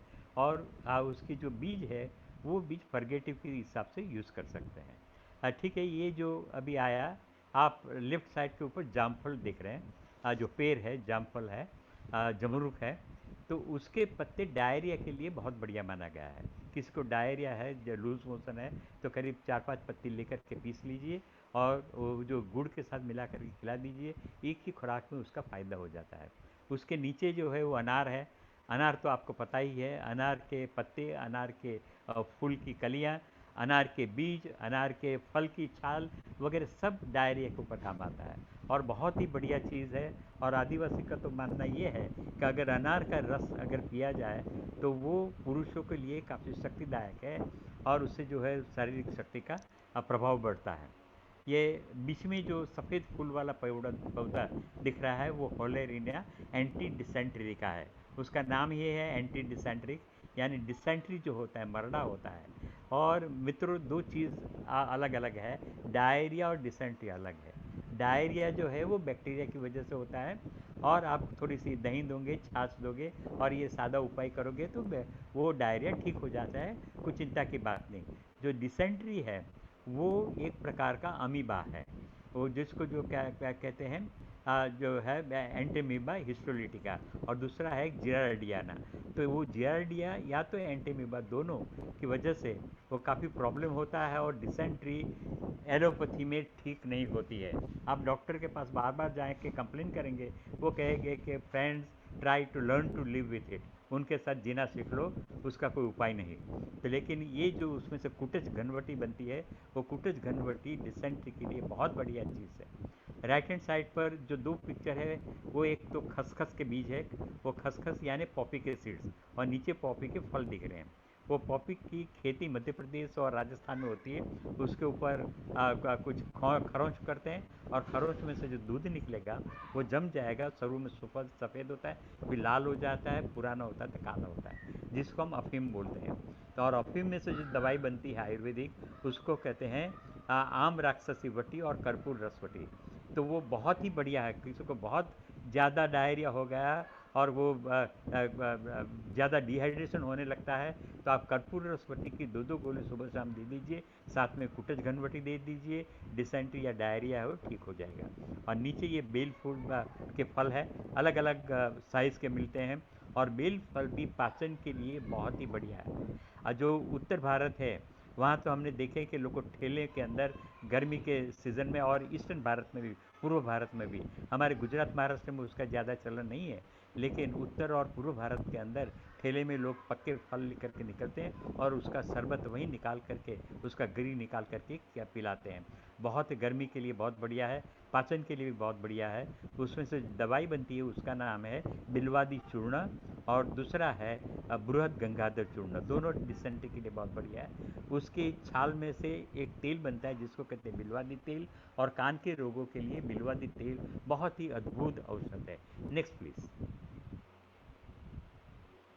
Next please. ये देखिए ऊपर हरड़ है, हिमज हरड़े, यानी हरड़े के पेड़ के ऊपर जो कच्ची हरड़े गिर जाती हैं, जैसे कच्चे आम गिर जाते हैं, उसको सुखा करके जो बनाते हैं उसको कहते हैं हिमज या तो हिमज हरड़। तो ये हिमज हरड़ फक्त जुलाब के लिए काम होता है, और जो सुरवारी हरड़ होती है वो हरे रंग की होती है, उसका रसायन गुणधर्म है। तो जो रसायन चूर्ण जो या तो त्रिफला जो है, तो त्रिफला के अंदर वो हरड़ यानी सुरवारी हरड़ का उपयोग होता है। उसके नीचे जो है शतावर है, उसके नीचे जो शतावर की जड़ भी रखी हुई है, और वो शतावरी के जो टहनी है, डंगाली है, उसको रखा हुआ है। तो शतावरी काफ़ी शक्तिदायक पदार्थ है, और ये जो सब है वो एंटासिड्स है, यानी एसिडिटी को कम करने वाला। हाइपर एसिडिटी होती है, छाती के ऊपर जलन होती है, गले में जलन होती है, पेट में जलन होती है, छाती और पेट जहाँ पे मिलता है वहाँ बीच में बोलते हैं, जिसको बोलते हैं हाइटस हर्निया, वहाँ पर दर्द करता है। तो ये सब एसिडिटी की वजह से है। तो ये हरड़, ये वरियाली है, राइट हैंड साइड पर जो पीली फूल छतरी जैसा दिख रहा है वो वरियाली यानी सौंफ है, वो सौंफ का पाव है। तो सौंफ, ये शतावरी, ये बीच के अंदर जो आपको जड़ दिख रही है वो है मुलेठी। तो मुलेठी भी एसिडिटी के लिए बहुत बढ़िया है। और बाद में जो है काली द्राक्ष दिख रही है आपको, तो काली द्राक्ष को रात को भून कर रख लीजिए, त्रिफला के साथ सुबह में पिला दीजिए, एसिडिटी में काफ़ी फ़ायदा होगा। शतावरी 100 ग्राम के अंदर 10 ग्राम मुलेठी मिला लीजिए, और उसमें से एक एक चम्मच दोपहर और रात को खाने के बाद दीजिए, तो वो बहुत बढ़िया एसिडिटी काम करती है। और एक दूसरा प्रयोग बता रहा हूँ, अनुभूत है, काफ़ी बढ़िया है, काफ़ी पॉपुलर हो चुका है हमारे मित्रों के अंदर, जिन्होंने हमें एक बार सुना है। ये सौंफ ले लीजिए, सूखी सौंफ हर जगह पे मिलती है पूरे भारत भर में। और जो कुरमुरा होता है, मुमरा या तो पोहा, दोनों में से एक चीज़ ले लीजिए, और वो 100 ग्राम पोहा, 100 ग्राम मुरमुरा या 100 ग्राम सौंफ वो मिला करके पीस लीजिए। और पीसने के बाद उसमें से 2 चम्मच पाउडर सुबह 6 गिलास पानी में मिला लीजिए, यानी 2 बॉटल पानी बन जाएगा। जहाँ जाते हैं वो बॉटल साथ में लेते जाइए और पानी पीते रहिए। वो मुरमुरा और सौंफ का आपकी जो एसिडिटी है वो बिना औषधि ठीक हो जाएगी। उसके काफ़ी अनुभूत है, उसका मैं आपको ये करता हूँ, अनुरोध करता हूँ। Next please. ये गरमाला है, अमलतास जिसे बोला जाता है, कैसिया फिस्चुला। देखिए, जैसे वो एंटी डिसेंट्री का मैंने बताया, जो आयुर्वेदिक गुण है उसके ऊपर से उसका नाम दिया है। ये भी है रोग ऊपर का, जिसको कहते हैं फिस्चुला इन एनो, यानी मड़ द्वार के ऊपर ईजा हो जाती है, वहाँ से ब्लीडिंग भी हो सकता है। तो उसके अंदर से जो गुड़ जैसा गिरी निकलती है, उसके फल को तोड़ करके गिरी निकालते हैं। वो गिरी को रात को 1 चम्मच गिरी लीजिए, 1 कटोरी पानी में भिगो दीजिए और साथ में थोड़ी सी काली द्राक्ष मिला लीजिए। सुबह में उसको मिला करके अच्छी तरह से पानी के साथ पी जाइए, तो उसका आपका जो मोशन है वो ठीक से आ जाएगा और धीरे धीरे जो फिस्चुला है वो ठीक होती है। क्या होता है कि मड़ जो कब्जियत की वजह से काफ़ी हार्ड हो जाता है, वो निकलते वक्त उसको वो चीरे को वापस डैमेज करता है। तो रोज़ जो है ये मोशन के वक्त लाख को काफ़ी दर्द होता है, तो अगर इसका प्रयोग आपने ठीक तरह से 15-20 दिन तक चालू रखा, तो आपकी जो फिस्चुला है वो इससे ठीक हो जाएगी। पाइल्स में भी ये काफ़ी अच्छा परिणाम देता है। Next please.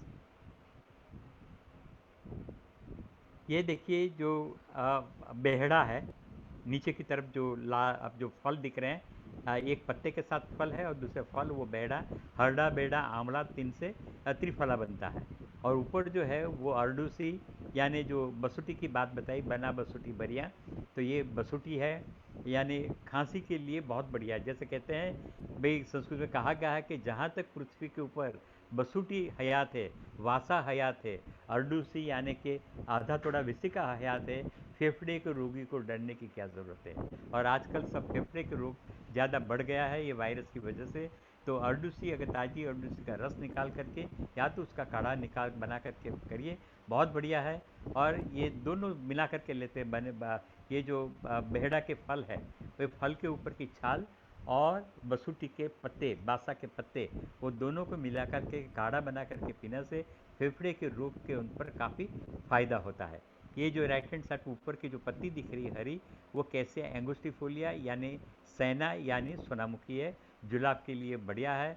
ये इतना ही नहीं, अगर शरीर में कहीं पर बैक्टीरियल इन्फेक्शन है तो उसके लिए पर भी ये उसके पानी में भिगो करके उसका पानी पीने से बैक्टीरियल इन्फेक्शन दूर हो जाता है। मेरे ख्याल से अभी समय होने को आया है, किसी को कुछ 1-2 सवाल पूछने हैं तो वो करिए, नहीं तो ये तो लेक्चर है तो कि और ये सब शॉर्ट स्टोरीज जैसा है, तो आपकी रसक क्षति नहीं होगी। तो मैं यहाँ पर विराम लेता हूँ। आप सबको शांति से सुनने के लिए सबके तरफ आभार प्रदर्शित करता हूँ। धन्यवाद डॉक्टर नीनू प्राव्य जी। आपने बहुत ही बढ़िया विभिन्न बीमारियों के लिए उपयोग की जाने वाली विभिन्न औषधीय पौधों के बारे में बहुत ही महत्वपूर्ण जानकारी हमें प्रदान की।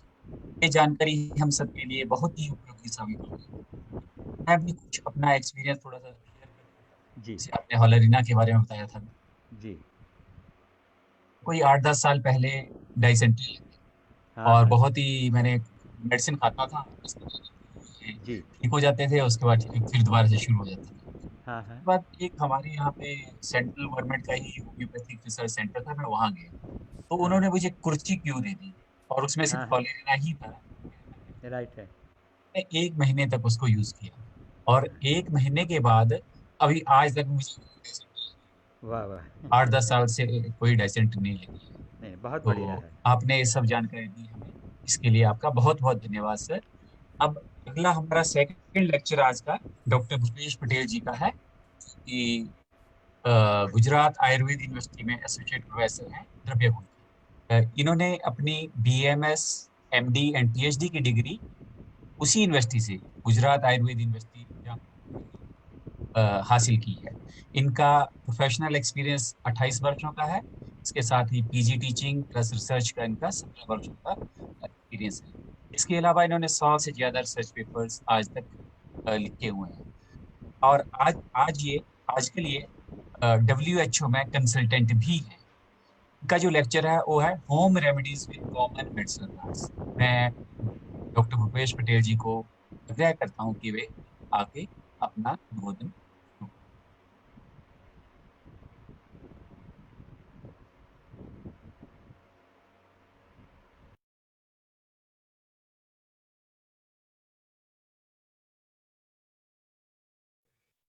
इनको बोलिए अनम्यूट करें अपने आप को। शायद कहीं व्यवधान हो रहा है। नहीं, इनको अनम्यूट करें, अनम्यूट। डॉक्टर अनिल जी की आवाज नहीं आ रही। अनिल जी तो इनको इनवाइट बोलिए तो अनम्यूट करें अपने आप को। डॉक्टर भूपेश पटेल। उनका कोई ऑल्टरनेट फ़ोन नंबर है तो उसको बता दीजिए कि वह अनम्यूट करें।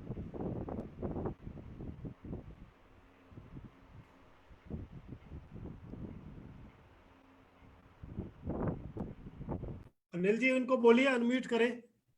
सर हम तो बोल रहे हैं। Doctor Patel ji kindly unmute कीजिए अपने आप को।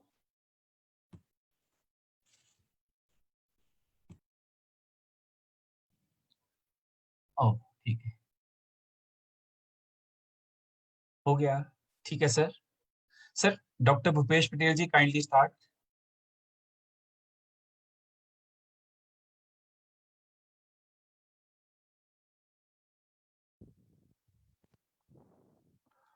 हाँ, सुनाई दे रहा है सर? हाँ जी बिल्कुल बिल्कुल सुनाई दे रहा सर, आप स्टार्ट कीजिए। जी, मेरा वो पीपीटी वो यहीं से शेयर करूँ या वहां से होगा, किस प्रकार से? पीपीटी मैंने जो भेजा है। आप शेयर कर सकते हैं। शेयर स्क्रीन का जो नीचे ऑप्शन है यहाँ से स्टार्ट कीजिए ना। जी बिल्कुल।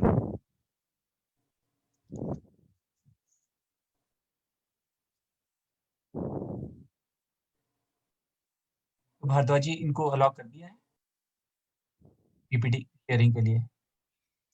हाँ, वैसे मैंने भेजा भी है। अलाउ किया है, मैंने इनको अलाउ किया है, कर सकते हाँ सर, आप पटेल जी आप काइंडली पीपीटी को वहीं से शेयर कर सकते हैं अपनी स्क्रीन से। जी जी जी। ठीक तो है। शेयर स्क्रीन का ऑप्शन है, उसको क्लिक करेंगे तो आपको नई विंडो खुलेगी, उसमें आप पीपीटी खोल के रखेंगे तो उसको क्लिक करके आ जाएगी। जी बिल्कुल, मैं करता हूँ।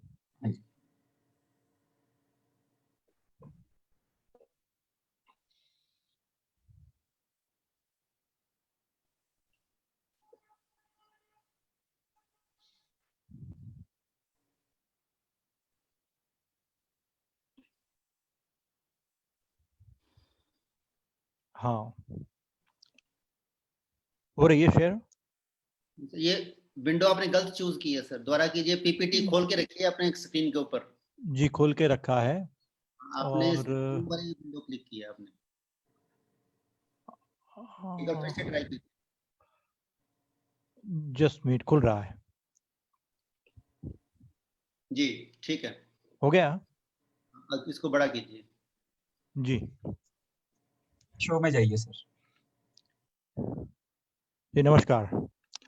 स्लाइड शो कर दिए, स्लाइड शो पे रखिए इसको।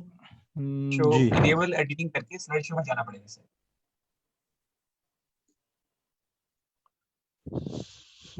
स्लाइड शो पर ही रखा है। ये नॉर्मल पीपीटी ओपन हुई है सर, आप ऊपर लिखा हुआ है ना स्लाइड शो। ओके, देख रहा हूँ मैं। हाँ इसमें जाके ही slide from the beginning, slide show from the beginning जो है कर लीजिए, क्लिक कीजिए। लेकिन वो तभी होगा जब आप इनेबल एडिटिंग करेंगे।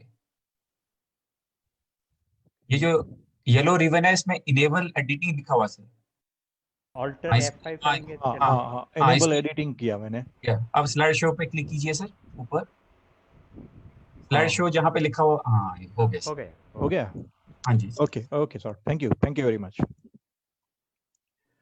Good evening everybody. आज का हमारा विषय है हाउस होल्ड रेमेडीज। आजकल बहुत जो है वेबिनार हो रहे हैं और हाउस होल्ड रेमेडीज और इम्यूनिटी बढ़ाने के लिए जो है बहुत से लोग जो है अभी इसके ऊपर अपना इंटरेस्ट दिखा रहे हैं। तो आज हम हाउस होल्ड रेमेडी और वो किस प्रकार से उसका प्रयोग किया जाए, किस प्रकार से वो हमें उपयोगी हो सकता है, उसके ऊपर हम आज देखेंगे।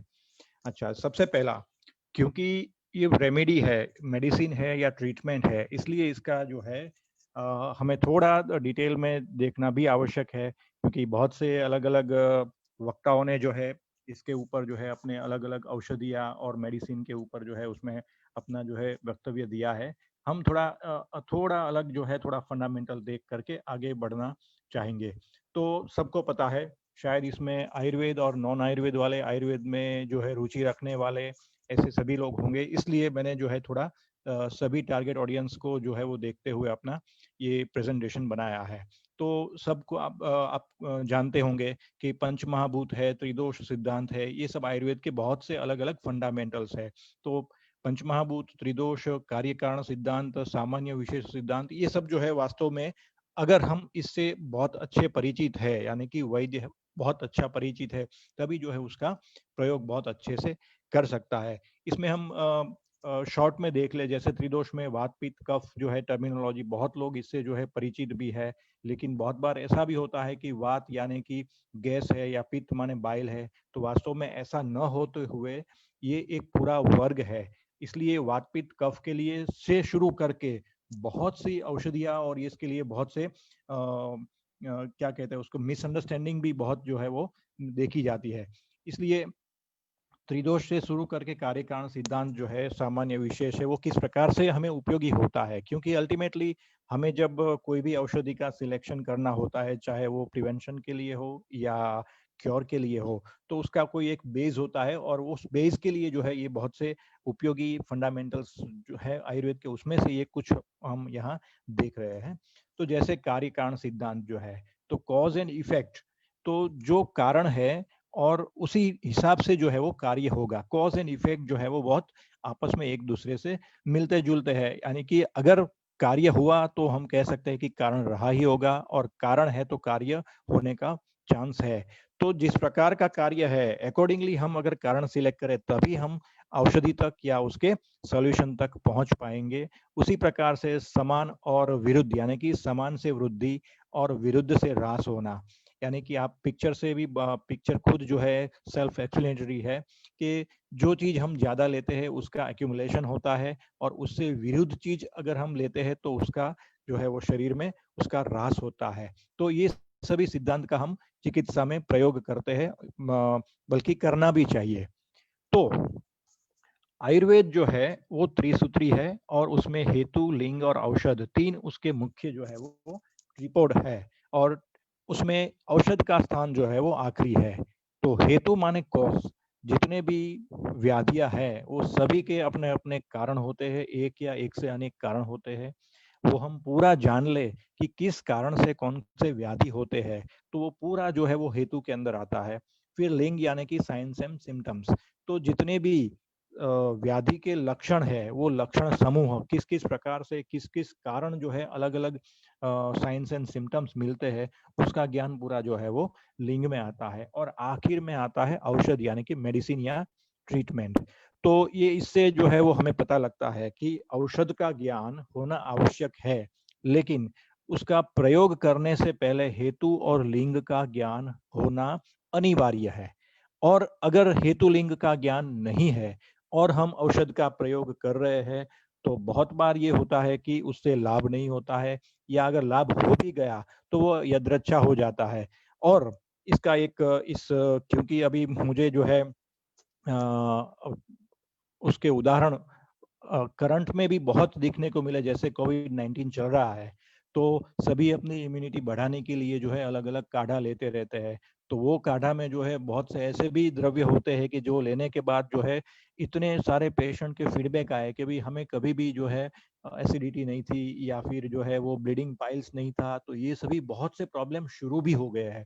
तो ये सब के पीछे का कारण यही है कि जो भी व्याधि या जो भी सिम्टम्स होता है, वो प्रकृति, ऋतु, इसको ध्यान में रखते हुए जो है सबको अलग अलग होता है, और सबका ट्रीटमेंट या लाइन ऑफ ट्रीटमेंट भी सबकी अलग ही होती है। और इसलिए हेतु लिंग यानी कि कॉज एंड उसके साइन एंड सिम्टोमेटोलॉजी जानना बहुत आवश्यक है, और तभी हम औषध का सिलेक्शन कर सकते हैं। तो यहाँ भी दिखाने का प्रयत्न यही किया है कि हेतु के रूप में क्या क्या है, तो आहार है, विहार है, ऋतुया है, ये सभी जो है इसका जो है एक मिला जुला इफेक्ट जो है बॉडी यानी कि लिंग के रूप में बॉडी में मिलता है। और वो भी इतना कॉम्प्लेक्स होता है कि कौन सी सिस्टम इन्वॉल्व है, कौन सी धातु या इन्वॉल्व है, ये सभी देख करके ये दोनों को हमें जो है कोरिलेट करना है औषध के साथ, क्योंकि अल्टीमेटली ये तीनों में कॉमन यूनिट गुण है। तो कौन से हेतु के सेवन के कारण किस प्रकार के सिम्टम्स मिले, और उस पर्टिकुलर चेन को जो है वो किस प्रकार की औषधि का सिलेक्शन करके उसको ठीक किया जाए। तो ये तीनों अलाइन हो तभी जा करके आयुर्वेद की चिकित्सा काम करती है। नहीं तो आजकल ये भी देखा जाता है कि निदान जो है वो एलोपैथी के हिसाब से करते हैं और फिर चिकित्सा जो है आयुर्वेद के हिसाब से करते हैं, और उसके कारण जो है वो बहुत बार लाभ मिलता है, बहुत बार नहीं मिलता है, और बहुत बार जो है नुकसान भी होता है। और एक बहुत बड़ी और देखने की बात ये भी है कि जब लाभ मिले तो वो व्यक्तिगत हो जाता है कि भी हाँ बहुत अच्छा हो गया, चलो वो बात ठीक है। लेकिन बहुत बार नुकसान होता है, वो नुकसान जो है उसका या अपयश जो है वो पथी को जाता है, यानी कि आयुर्वेद पथी जो है उसमें बदनाम होती है कि हम ये औषधि ले उसके कारण ये होता है। और इसी के कारण बहुत सी मिथ भी फैली हुई है कि आयुर्वेद की औषधि स्लो काम करती है या फिर साइड इफेक्ट नहीं करती है। वास्तव में ऐसा भी नहीं है, क्योंकि हाउस होल्ड रेमेडी, जैसे रेमेडी नहीं, हाउस होल्ड चीज जो स्पाइसेस वगैरह है, जैसे मिर्च है या फिर मरीच है या फिर राई है, उसका भी अगर ओवरडोज हो जाए रसोई में तो भी वो प्रॉब्लम करती है। तो ये तो ऑब्वियस है कि औषधि का तो प्रयोग जो है वो रेशनल होना ही चाहिए। और उसके सपोर्ट में जो है यहाँ जो है शास्त्र में दिया है कि सबसे पहले रोग मादों परीक्षित, यानी कि रोग का परीक्षण करना है, उसके बाद ही हम औषध का सिलेक्शन कर सकते हैं और उसके बाद ही वो ट्रीटमेंट के रूप में वो सफल हो सकता है। और दूसरा सेंटेंस हमें ये बता रहा है कि औषध का प्रयोग वही श्रेष्ठ है कि जो एक व्याधि को ठीक करे और दूसरा व्याधि उत्पन्न न करे। तो आजकल ये भी होता है कि अगर हमें हेतुलिंग का ज्ञान न हो और सिर्फ नुस्खेबाजी से अगर हम कहें कि भाई ये औषधि उसमें बहुत अच्छी है, तो वास्तव में ये जो है वो कोई रेशनैलिटी नहीं रखता है और बहुत बार जो है उससे लाभ न होना या फिर हानि होने का भी बहुत से चांस रहता है, और वो सब जो है अल्टीमेटली आयुर्वेद को बदनाम करता है। इसलिए मैं सोचता हूँ कि इसकी बहुत ज़्यादा आवश्यकता है, क्योंकि हाल ही में कोविड-19 में जो है हमें बहुत से ऐसे पेशेंट मिले हैं कि जो हाउस होल्ड रेमेडी करते करते जो है उसको लाभ तो जब मिले थे लेकिन नुकसान बहुत मिला है। और यहाँ ये भी दिया है कि ये चरक सुश्रुत दोनों में ये दिया हुआ है कि विमल और विपुल बुद्धि वाले वैद्य भी जो है उसमें जो है आकुलीकृत हो जाते हैं, यानी कि वो भी जो है वो कंफ्यूज हो जाते हैं, जिसकी विमल और विपुल बुद्धि है वो भी, कि भाई किस प्रकार से ट्रीटमेंट के और कौन से औषधि का सिलेक्शन करके उसकी ट्रीटमेंट करे। तो फिर दूसरे व्यक्ति के जो वैद्य ही नहीं है या फिर वैद्य भी जो है अल्प बुद्धि वाले हैं, जो युग के अनुरूप हम जो है अपने आप को मैं भी अल्प बुद्धि मानता हूँ, तो हमारे लिए भी ये इतना कॉम्प्लिकेटेड है औषध का सिलेक्शन करना और उसका यथा योग्य प्रयोग करना। तो मैं सोचता हूँ ये एक जो है चेतावनी शास्त्र में दी हुई है ऑलरेडी, उसका हमें पालन करना चाहिए। और हाउस होल्ड रेमेडी जो है मेरे ख्याल से हमें किस प्रकार से उपयोगी हो सकते हैं, यहाँ हम देख सकते हैं कि वास्तव में प्रकृति सहज जो है बहुत लोगों को जो है वो अलग अलग व्याधि होने का चांस रहता है, और उसी प्रकार से ऋतु के प्रभाव से। तो जैसे वात प्रकोप वर्षा में होता है, यानी कि अभी जो वर्षा काल चल रहा है उसमें वायु या नर्वस सिस्टम या इससे रिलेटेड बहुत से व्याधि होते हैं। उसी प्रकार से शरद ऋतु में पित्त प्रकोप होता है, यानी कि जो अगस्त और सितंबर जो आता है, अगस्त के बाद ये सितंबर अक्टूबर जो है उसमें पित्त प्रकोप होता है। और वसंत यानी कि मार्च अप्रैल में जो है वो कफ का प्रकोप होता है। तो ये तीनों अलग अलग ऋतु और खास करके उस प्रकृति वाले को, यानी कि वर्षा में वात प्रकृति वाले को ज्यादा प्रॉब्लम होने का चांस है, शरद में पित्त वालों को ज्यादा है और वसंत में कफ वालों को है।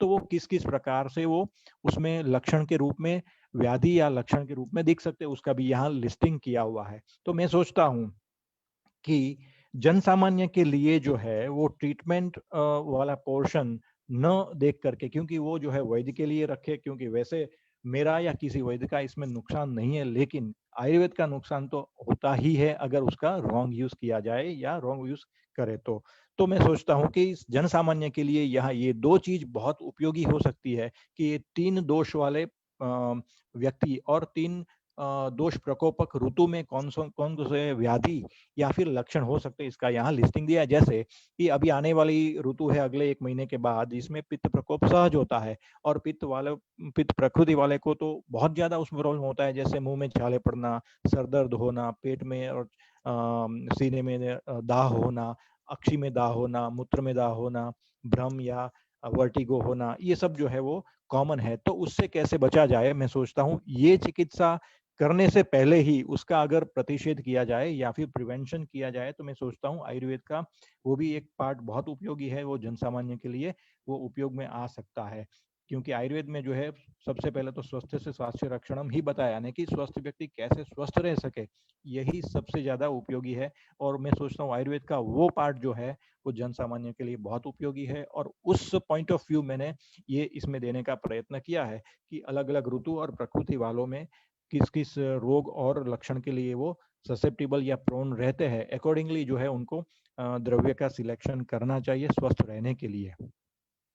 तो यहाँ जो है फूड है, स्पाइसेस है, फ्रूट्स है, वेजिटेबल्स है, ये सब जो है उसमें आता है कि जिसमें हम थोड़ा कॉशियस होकर के उसका प्रयोग करें तो उससे हानि होने का इतना चांसेस नहीं रहता है। लेकिन मेडिसिनल प्लांट ऐसा है कि उसमें जैसे अभी हम सोचे कि भाई अभी वर्षा ऋतु है और अभी खांसी या सर्दी किसी को हो गई और हमने वासा ले लिया, वासा या अड़ूसी जिसको बोलते हैं गुजराती में, तो ये वात प्रकोप काल है। जैसे अभी हमने बात की आगे अगली स्लाइड में कि वात प्रकोप काल है और वासा या अरडूसी जो है वो बहुत शीत और रुक्ष है, तो उससे वायु बढ़ने का चांस है, चांस तो नहीं बल्कि बढ़ेगा ही, और उससे जो है वो खांसी भी बढ़ेगी। उसमें कोई जो है दूसरा मत नहीं है कि वर्षा काल में यानी कि अभी सीजन जो चल रही है उसमें अगर वासा ले तो उससे प्रॉब्लम बढ़ेगा ही।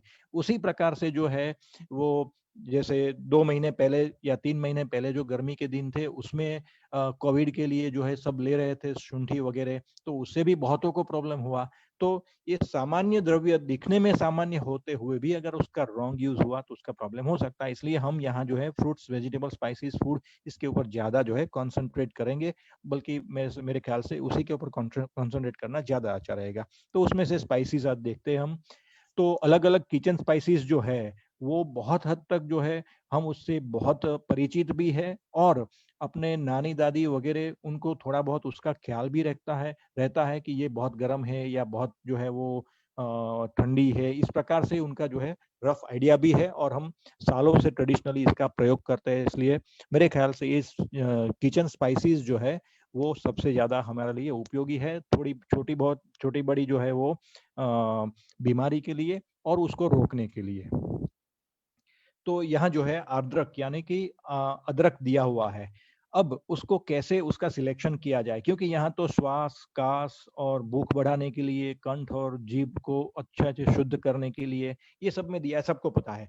लेकिन ये कैसे काम करेगा वो हल्का सा हमें उसका ख्याल होना चाहिए, क्योंकि ये उष्ण है। पहली बात तो ये बहुत गर्म है और साथ में जो है वो रुक्ष भी है। तो जो उष्ण रुक्ष है तो पित्त या गर्म प्रकृति वाले को अगर श्वासकास होता है तो उनको देने का कोई अर्थ ही नहीं है, क्योंकि उनको देने से जो है श्वासकास तो जब होगा तब ठीक, लेकिन उससे पहले उनको एसिडिटी या अल्सर या इस प्रकार का प्रॉब्लम बढ़ सकता है।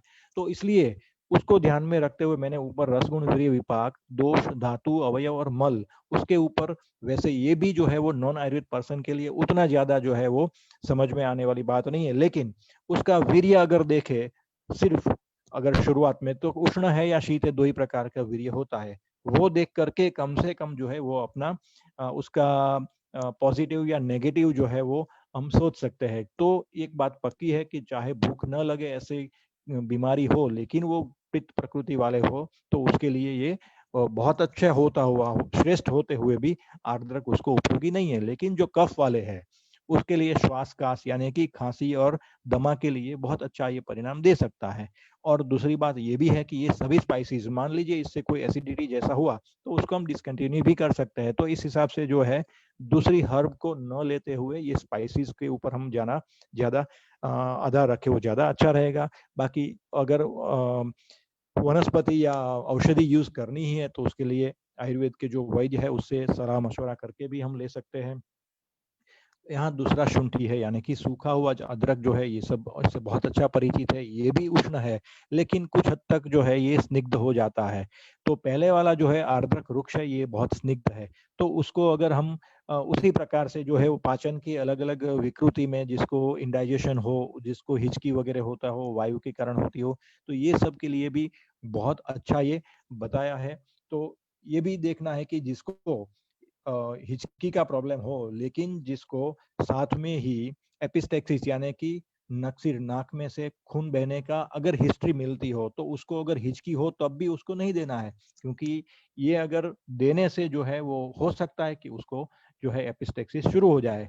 तो कहने का अर्थ ये है कि उसका जो भी, चाहे हाउस होल्ड भी क्यों ना हो, लेकिन उसका सिलेक्शन जो है, उसका रेशनलिटी जो है हमें देखनी चाहिए, और तभी जो है हमें वो लाभकर होता है। उसके बाद है मरीच यानी कि ब्लैक पेपर। ब्लैक पेपर भी यही है कि उष्णवीर्य है, और उष्ण के साथ साथ तीक्ष्ण, रुक्ष, ये लघु, ये सब जो है ऐसे कंपेनियन है उसके गुण कि उसको बहुत ज्यादा जो है वो स्ट्रांग बनाती है। और इसलिए यहाँ सर्दी जुकाम के लिए बताया है। लेकिन सर्दी जुकाम में अगर 2-3 काली मिर्च अगर हम ले तो कफ वालों के लिए बहुत अच्छा होता है ये मधु के या शहद के साथ चूसने से। और बारिश की मौसम में भी अभी जो चल रही है उसमें भी सर्दी जुकाम हो तो सौंठ तुलसी के साथ उसको चाय जैसा बनाकर ले सकते हैं। लेकिन फिर बात यही आती है कि उसको 2-3 दिन के लिए ठीक है, 4-5 दिन या उससे ज्यादा ले, और अगर ऐसा हो कि प्रकृति हमारी उतनी स्ट्रांग ना हो, यानी कि कफ प्रदान ना हो, तो ये इससे भी प्रॉब्लम हो सकता है। तो हमें ये देख करके इसका सिलेक्शन करना चाहिए। और एक्सटर्नल एप्लीकेशन जैसा है वहाँ तो बहुत कोई इतना ज़्यादा प्रॉब्लम नहीं है। तो जैसे दांतों को मंजन के लिए भी जो है मजबूती और चमक के लिए नमक के साथ इसका प्रयोग कर सकते हैं। और बहुतों ये भी पता होगा बहुतों को कि इसका अगर ज़्यादा प्रयोग करें तो तुरंत मुंह में छाले पड़ते हैं। तो ये सब देखते हुए उसके रसगुण, वीर्य विपाक और दोषज्ञता को देखते हुए, थोड़ा ध्यान में रखते हुए जो है उसका प्रयोग करें, तो मैं सोचता हूँ इसका बहुत अच्छा हम लाभ ले सकते हैं। और लाभ तो चलो मिल ही जाएगा, लेकिन हानि से बच सकते हैं। उसी प्रकार से इला या कार्डेमम या इलायची, तो उसको भी जो है, क्योंकि सुगंधी द्रव्य है और उसमें बड़ी वाली जो है वो गर्म है, छोटी वाली जो है वो शीत है। तो ये भी जो है बहुत लोगों को जो है ये पता होगा भी नहीं हो। आयुर्वेद वालों को अगर पता तो होगा, लेकिन आयुर्वेद में नहीं है, उसको इतना पता नहीं होगा कि जो बड़े जो इला है वो उष्ण है और छोटी वाली जो है वो शीत है। तो अकॉर्डिंगली हमें उसका प्रयोग करना चाहिए कि जो गर्मी की तासीर वाले है उसको जो है वो छोटी प्रयोग में लानी चाहिए, और बड़ी, बाकी दोनों के गुण एक समान है, उसको वीर्य को छोड़ते हुए। वीर्य जो है बड़े का उष्ण वीर्य है। तो मुंह में दुर्गंध हो, अंतर में जो है वो गर्मी का प्रॉब्लम हो, या डकारें खराब आती हो, अजीर्ण की डकार आती हो, अजीर्ण रहता हो, ये सब में जो है वो इसका बहुत अच्छा जो है प्रयोग होता है। जैसे पेट फूलने में बताया है कि इलायची और हींग के साथ लेना है। तो ये कफ वाले को जो है वो काम नहीं करेगा, क्योंकि ये भी ऑब्वियस है कि जहाँ जिस औषधि की जितनी स्ट्रांगनेस चाहिए वो भी उतनी ही आवश्यक है। तो कफ वालों को अगर पेट फूलता है या अजीर्ण के कारण वायु या गैस बनता है, तो उसको 500 मिलीग्राम इलायची और भुनी हींग देने से कोई लाभ नहीं होना। वो जो है वो पर्टिकुलर पित्त वालों के लिए ही बताया है, उसको अगर इसके साथ लिया जाए तो बहुत अच्छा परिणाम देगा। और उसी प्रकार से मूत्रकृच्छ में, यानी कि अगर पेशाब में रुक रुक कर आना या इस प्रकार की कोई प्रॉब्लम है, और वो भी खास करके पित्त वालों में ही उपयोगी है, तो घी और शक्कर के साथ इसका काढ़ा बना कर दे तो वो भी बहुत अच्छे से उसमें परिणामदेह होता है। लवंग, लवंग में भी जो है बहुतों को जो है इसका मिसअंडरस्टैंडिंग होता है कि लविंग बहुत गर्म है। वास्तव में लविंग बहुत शीत है, लेकिन साथ में वो तीक्ष्ण गुण वाला है। गुण जो है वो तीक्ष्ण होते हुए जो पंजेंट है, और इस कारण हमें वो गर्म होने का आभास होता है, वास्तव में बहुत ठंडा है। तो उसका प्रयोग जो है वो भी हम इस प्रकार से कर सकते हैं कि सूखी खांसी में जो है उसको शक्कर के साथ अगर दे चूसने के लिए, तो जो है तुरंत जो उसमें लाभ मिलता है। अस्थमा के लिए भी काम करता है। तो ये भी बात है कि अस्थमा में अगर बहुत कफ है तो उसमें इसका ज्यादा कोई रोल नहीं होगा, लेकिन अगर पित्त वाला है प्रकृति, और शरद ऋतु में अस्थमा जिसको होता है, जिसको संतमक बोलते हैं आयुर्वेद में, तो इस प्रकार की अगर कंडीशन रही तो उसमें जो है इससे बहुत लाभ होता है भूख लगने के लिए। और ये सभी जैसे सगर्भा महिला को जो है वो उल्टी या फिर सर्दी होता है, उसके लिए जो है अनार के रस के साथ देना। तो कहने का अर्थ है कि ये इतना शीतवीर्य है, और उसका अगर ठीक ठीक प्रयोग किया जाए तो पित्त वालों में बहुत अच्छा काम करता है। लेकिन पित्त वालों में भी बहुत बार ये तीक्ष्ण गुण के कारण प्रॉब्लम कर सकता है, इसलिए इसको घी या शक्कर के साथ मिलाकर देना होता है। तो जो लास्टली लिखा है कि घी के साथ देने से जो है पुष्ट करता है, तो ये पित्त वालों को अग्नि का दीपन करता है, कफ वाले को इतना नहीं करता है, पित्त वालों को अग्नि का दीपन करता है। और घी के साथ लेने से, क्योंकि ज्यादातर पित्त वाले लीन एंड थीन रहते हैं, तो उस कंडीशन में अगर उनको वेट बढ़ाना है तो उसको घी के साथ लेने से जो है लाभ होता है। लेकिन ये हमने बात कर ली, इससे पहले भी एक बार डिस्कशन में आ गया कि ये सभी चीज अगर उसका बेस देख करके करे तभी उसका हम लाभ उठा सकते हैं कि ये शीतवीर्य है, ये उसका कोर कॉन्सेप्ट है। अगर ये शीतवीर्य है और उसका किस प्रकार से उसमें कुछ एडिशन करके उसके गुण में मॉडिफिकेशन करके उसका एप्रोप्रिएट यूज करते हैं हम, तभी उसका प्रॉपर हमें लाभ मिलता है। त्वक या दालचीनी, ये भी जो है वो बहुत तीखी है और उष्ण है, लघु वृक्ष है।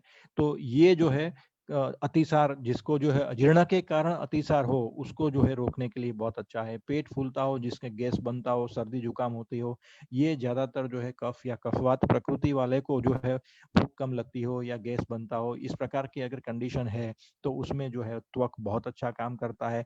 और साथ में कफ और कफवात दोनों के लिए, क्योंकि ये जनरली जो है वो कॉम्बिनेशन वाला जो है उष्ण तीक्ष्ण और इस प्रकार का कॉम्बिनेशन है इसका कि ये कफ और वात दोनों को जो है अच्छे से काम करता है। आज बहुतों को जो है वो हाइपोथायरॉयडिज्म के प्रॉब्लम है, तो उस कंडीशन में ये मेडिसिन के रूप में तो नहीं, लेकिन अगर ये प्रिवेंशन या कंट्रोल करने के लिए अगर इसका अच्छे से प्रयोग किया जाए मधु के साथ, तो इसमें भी ये लाभ देता है। क्योंकि अल्टीमेटली ये बहुत से आजकल जो लाइफस्टाइल डिसऑर्डर्स है उसमें मुख्य कारण वात या वात कफ ही रहता है, तो उसमें ये प्रिवेंशन के रूप में बहुत अच्छा काम करता है।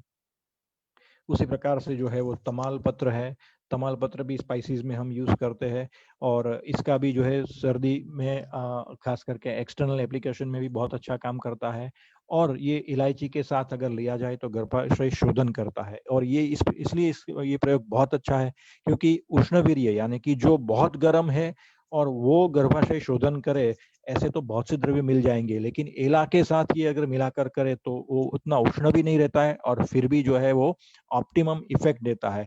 और यही जो है आयुर्वेद के द्रव्यों की ब्यूटी है कि उसका अगर टू दी पॉइंट और रेशनल सिलेक्शन किया जाए या फिर अलग से कोई द्रव्य उसमें मिला करके उसके गुण में मॉडिफिकेशन करके जो हमारे लिए उपयोगी हो, इस प्रकार से द्रव्य का प्रयोग किया जाए तो ये बहुत अच्छा परिणाम देता है। और जो मिथ फैली हुई है कि आयुर्वेद की दवाई काम नहीं करती है या बहुत देर से करती है या फिर साइड इफेक्ट नहीं करती, ये आपको इससे पता लग जाएगा कि ये अगर उसका प्रॉपर सिलेक्शन हुआ तो ये जो है 1 या 2 दिन में ही परिणाम देता है। उसी प्रकार से जीरक बहुत कॉमन है लेकिन बहुत उपयोगी भी है। तो ये भी जो है इंडाइजेशन या अजीर्ण पूर्वक होने वाले जितने भी व्याधि शरीर में है वो सबके लिए बहुत अच्छा है और पाचन के लिए भी बहुत अच्छा है। और आज जो है वो 100 में से कम 40% जो है वो छोटी लड़कियां जो है उसको जो है वो मासिक धर्म में कष्टार्थ या डिस्मेनोरिया के प्रॉब्लम है, उसमें जो है ये अगर उसको सिद्ध जल लिया जाए तो उसमें बहुत हद तक जो है वो उपयोगी होता है, क्योंकि ये वायु का अनुलोमन करता है, एंटीस्पाज्मोडिक जैसी इफेक्ट भी देता है और साथ में जो है वो शूल में भी लाभ देता है, यानी कि शूल प्रशमन जैसी भी इफेक्ट देता है। तो ये भी उसका एक बहुत अच्छा उपयोग हो सकता है। यवानी या अजवायन, ये अम्बेलीफेरी के जितने भी फ्रूट्स है वो इतने उपयोगी है और उसमें उसका वीर्य देख करके, उसकी स्ट्रांगनेस देख करके उसका अगर योग्य उपयोग किया जाए, यानी कि जैसे अभी हमने बात की जीरक की, तो जीरक उतना गर्म नहीं है, इसका टॉलरेंस जो है वो इजी है। और ठीक उससे विपरीत यवानी या अजवाइन है वो इतना उष्ण और तीक्ष्ण है कि उसका टॉलरेंस जो है वो मुश्किल होता है। तो जो पित्त वालों के लिए है तो उसमें जो है वो जीरक से काम हो जाएगा, और कफ वाले या कफवात वाले है उसको जीरक दे तो उतना लाभ नहीं होगा जितना यवानी से होगा। तो इस प्रकार से जो है वो उष्ण तीक्ष्ण ऐसा यवानी जो है वो आदमान या जीर्ण काश्वास जो है या अर्श में मलावरोध है, ये सभी में बहुत अच्छा काम करेगा।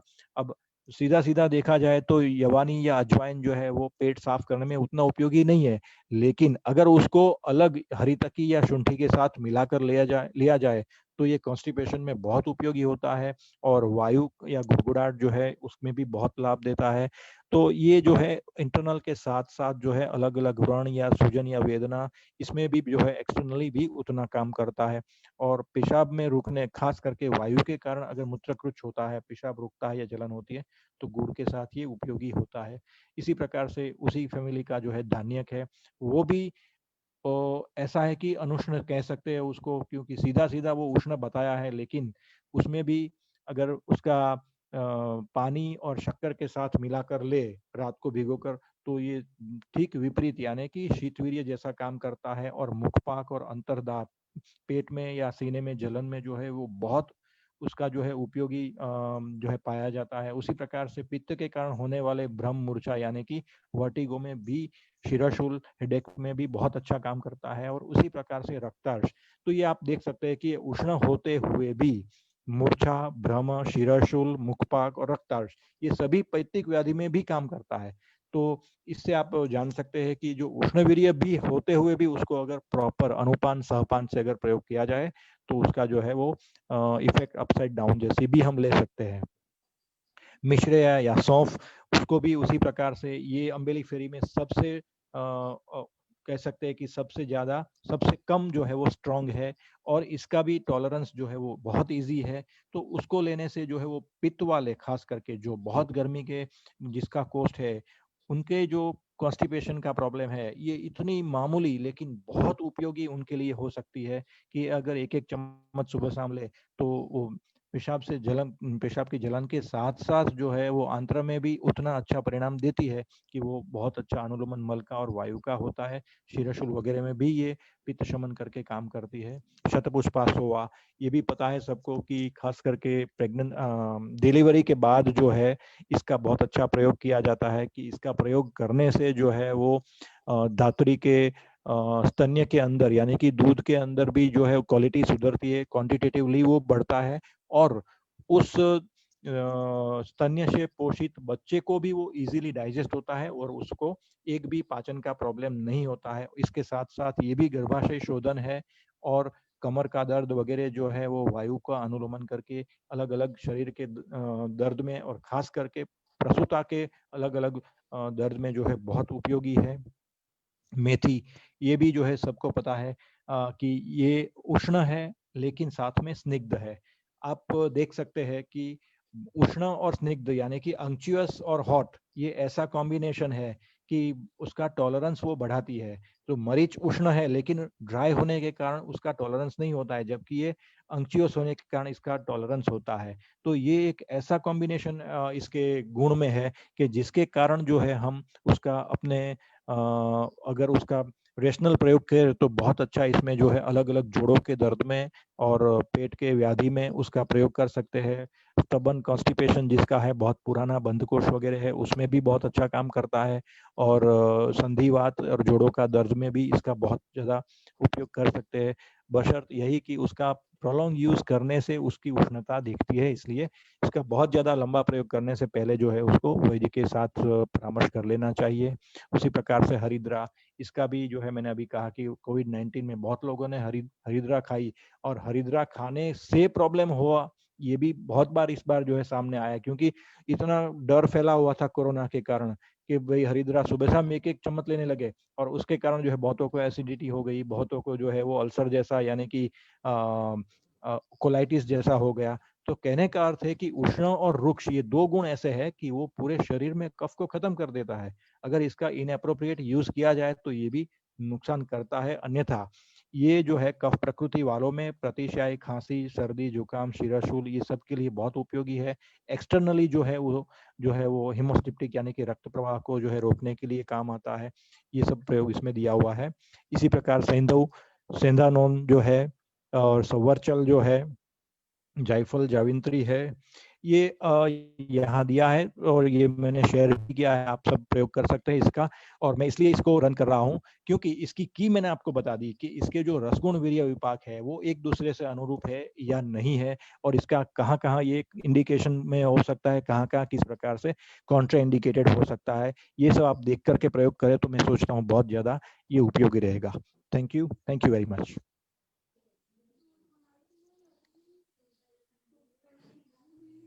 हेलो।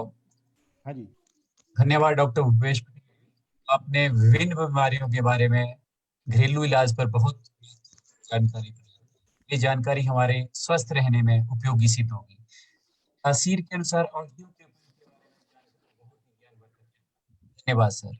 अब जी। मैं आगे की कार्रवाई के लिए डॉक्टर अनिल भारद्वाज जी को आमंत्रित। डॉक्टर अनिल भारद्वाज जी। धन्यवाद डॉक्टर अनिल ठाकुर जी। मैं पहले स्क्रीन शेयर बंद करना पड़ेगा।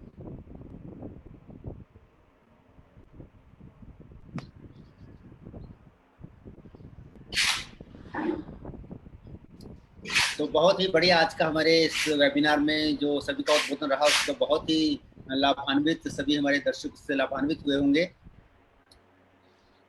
हमारे साथ हमारे आरोग्य भारती के हिमाचल प्रदेश के महासचिव डॉक्टर हेमराज जी जुड़े हुए हैं। मैं डॉक्टर हेमराज जी से निवेदन करूंगा कि वो आज का अगर अनम्यूट कर सकें अपने आप को तो धन्यवाद प्रस्ताव के लिए इस मंच पर उपस्थित डॉक्टर हेमराज।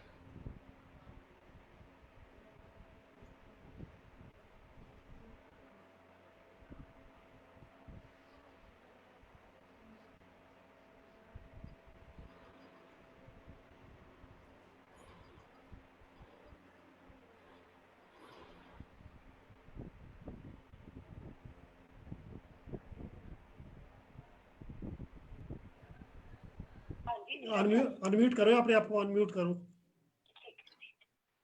डॉक्टर हेमराज जी अपने आप को अनम्यूट कीजिए।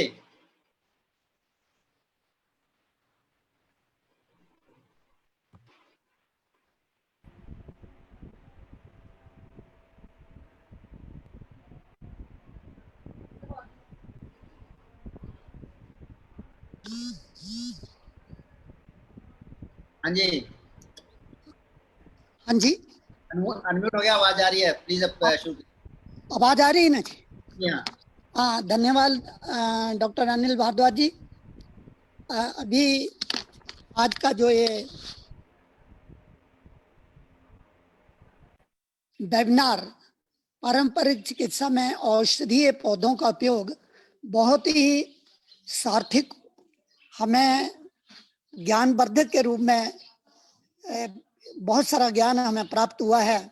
तो इस वेबिनार में मैं सर्वप्रथम डॉक्टर राकेश पंडित जी, जिन्होंने विषय प्रवेश के माध्यम से हमें पारंपरिक औषधियों की क्या क्या उपयोगिता होती है इसका हमें विस्तार से वर्णन दिया। डॉक्टर राकेश पंडित जी, जैसा कि हम देख रहे हैं, आप बहुआयामी प्रतिभा के स्वामी हैं। आप योग्य संगठक रहे हैं, योग्य चिकित्सक, योग्य प्रशासक और अनेकों विषयों का ज्ञान।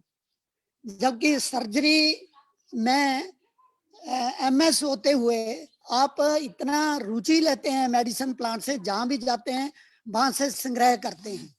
तो इस जो ये श्रृंखला मेडिसिन प्लांट्स की आपके ही सहयोग से हिमाचल प्रदेश में चल रही है, आपका बहुत बहुत धन्यवाद।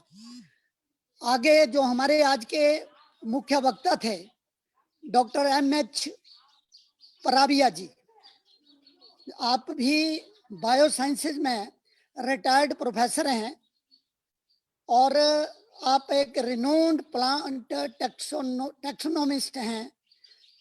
तो आपका जो व्याख्यान था इतना बढ़िया था, इतना मधुर, इतना अच्छा ज्ञानवर्धक था। ऐसे लग रहा था कि हम जो आयुर्वेदिस्ट हैं उन्हीं में से ही कोई बोल रहा है। बहुत सारा ज्ञान हमें बड़ी सिंपल भाषा में ज्ञान कराया, आपका बहुत बहुत धन्यवाद। और अंत में जो हमारे वक्ता रहे हैं डॉक्टर भूपेश पटेल जी, आप भी एसोसिएट प्रोफेसर हैं, जैसे कि परिचय में करवाया गया। गुजरात आयुर्वेद यूनिवर्सिटी में हाउस होल्ड रेमेडीज के बारे में इतना अच्छा आपने हमें बताया। आयुर्वेद का सिद्धांत प्रकृति, ऋतु, स्थान के अनुसार औषधियों का चयन, औषधियों के साइड इफेक्ट, और आपने बहुत सारे जो घरेलू हमारे जो किचन में प्रयोग होने वाली जितनी भी औषधियों हैं उनका आपने बहुत साधारण भाषा में ज्ञान कराया। आपका बहुत बहुत धन्यवाद। इसी के साथ मैं अनिल ठाकुर जी का भी धन्यवाद करूंगा और डॉक्टर अनिल भारद्वाज का कि जो इस प्रकार के वेबिनार का आयोजन कर रहे हैं बहुत ही अच्छे ढंग से। सबका बहुत बहुत धन्यवाद और जो पार्टिसिपेंट्स हैं विशेषकर उनका बहुत बहुत धन्यवाद। शुक्रिया।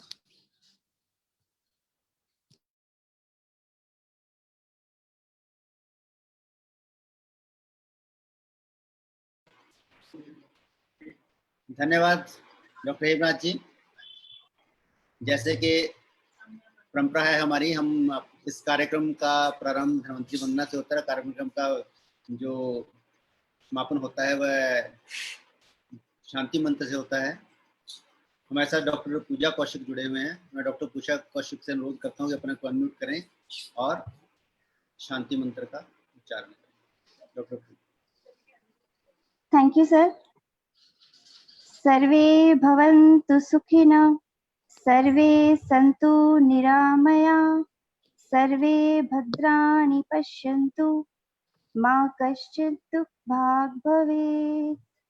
ॐ द्यौ शान्ति अन्तरिक्ष द्वं शान्ति पृथिवी शान्तिराप शान्ति औषध्य शान्ति वनस्पत्य शान्ति विश्वे देवा शान्ति ब्रह्म शान्ति सर्वं शान्ति शान्तिरेव शान्ति सामा शान्ति स्त्रेधि। ॐ शान्ति शान्ति शांति। धन्यवाद। धन्यवाद डॉक्टर पूजा। एक सूचना है, कल हमारा जो वेबिनार है इंडियन मेडिसिनल प्लांट्स चैप्टर 5, कल का जो समय है वो 11 बजे रहेगा। सभी जो भी हमारे प्रतिभागी हैं जिन्होंने अपने आप को रजिस्टर नहीं किया है वो कृपया रजिस्टर कर लें। तो हम कल 11 बजे मिलते हैं। सभी उपस्थित कीनोट स्पीकर्स और प्रतिभागियों का बहुत बहुत धन्यवाद। नमस्कार सभी को। नमस्कार। नमस्कार मीनू भाई, नमस्कार डॉक्टर पटेल जी, नमस्कार सभी को।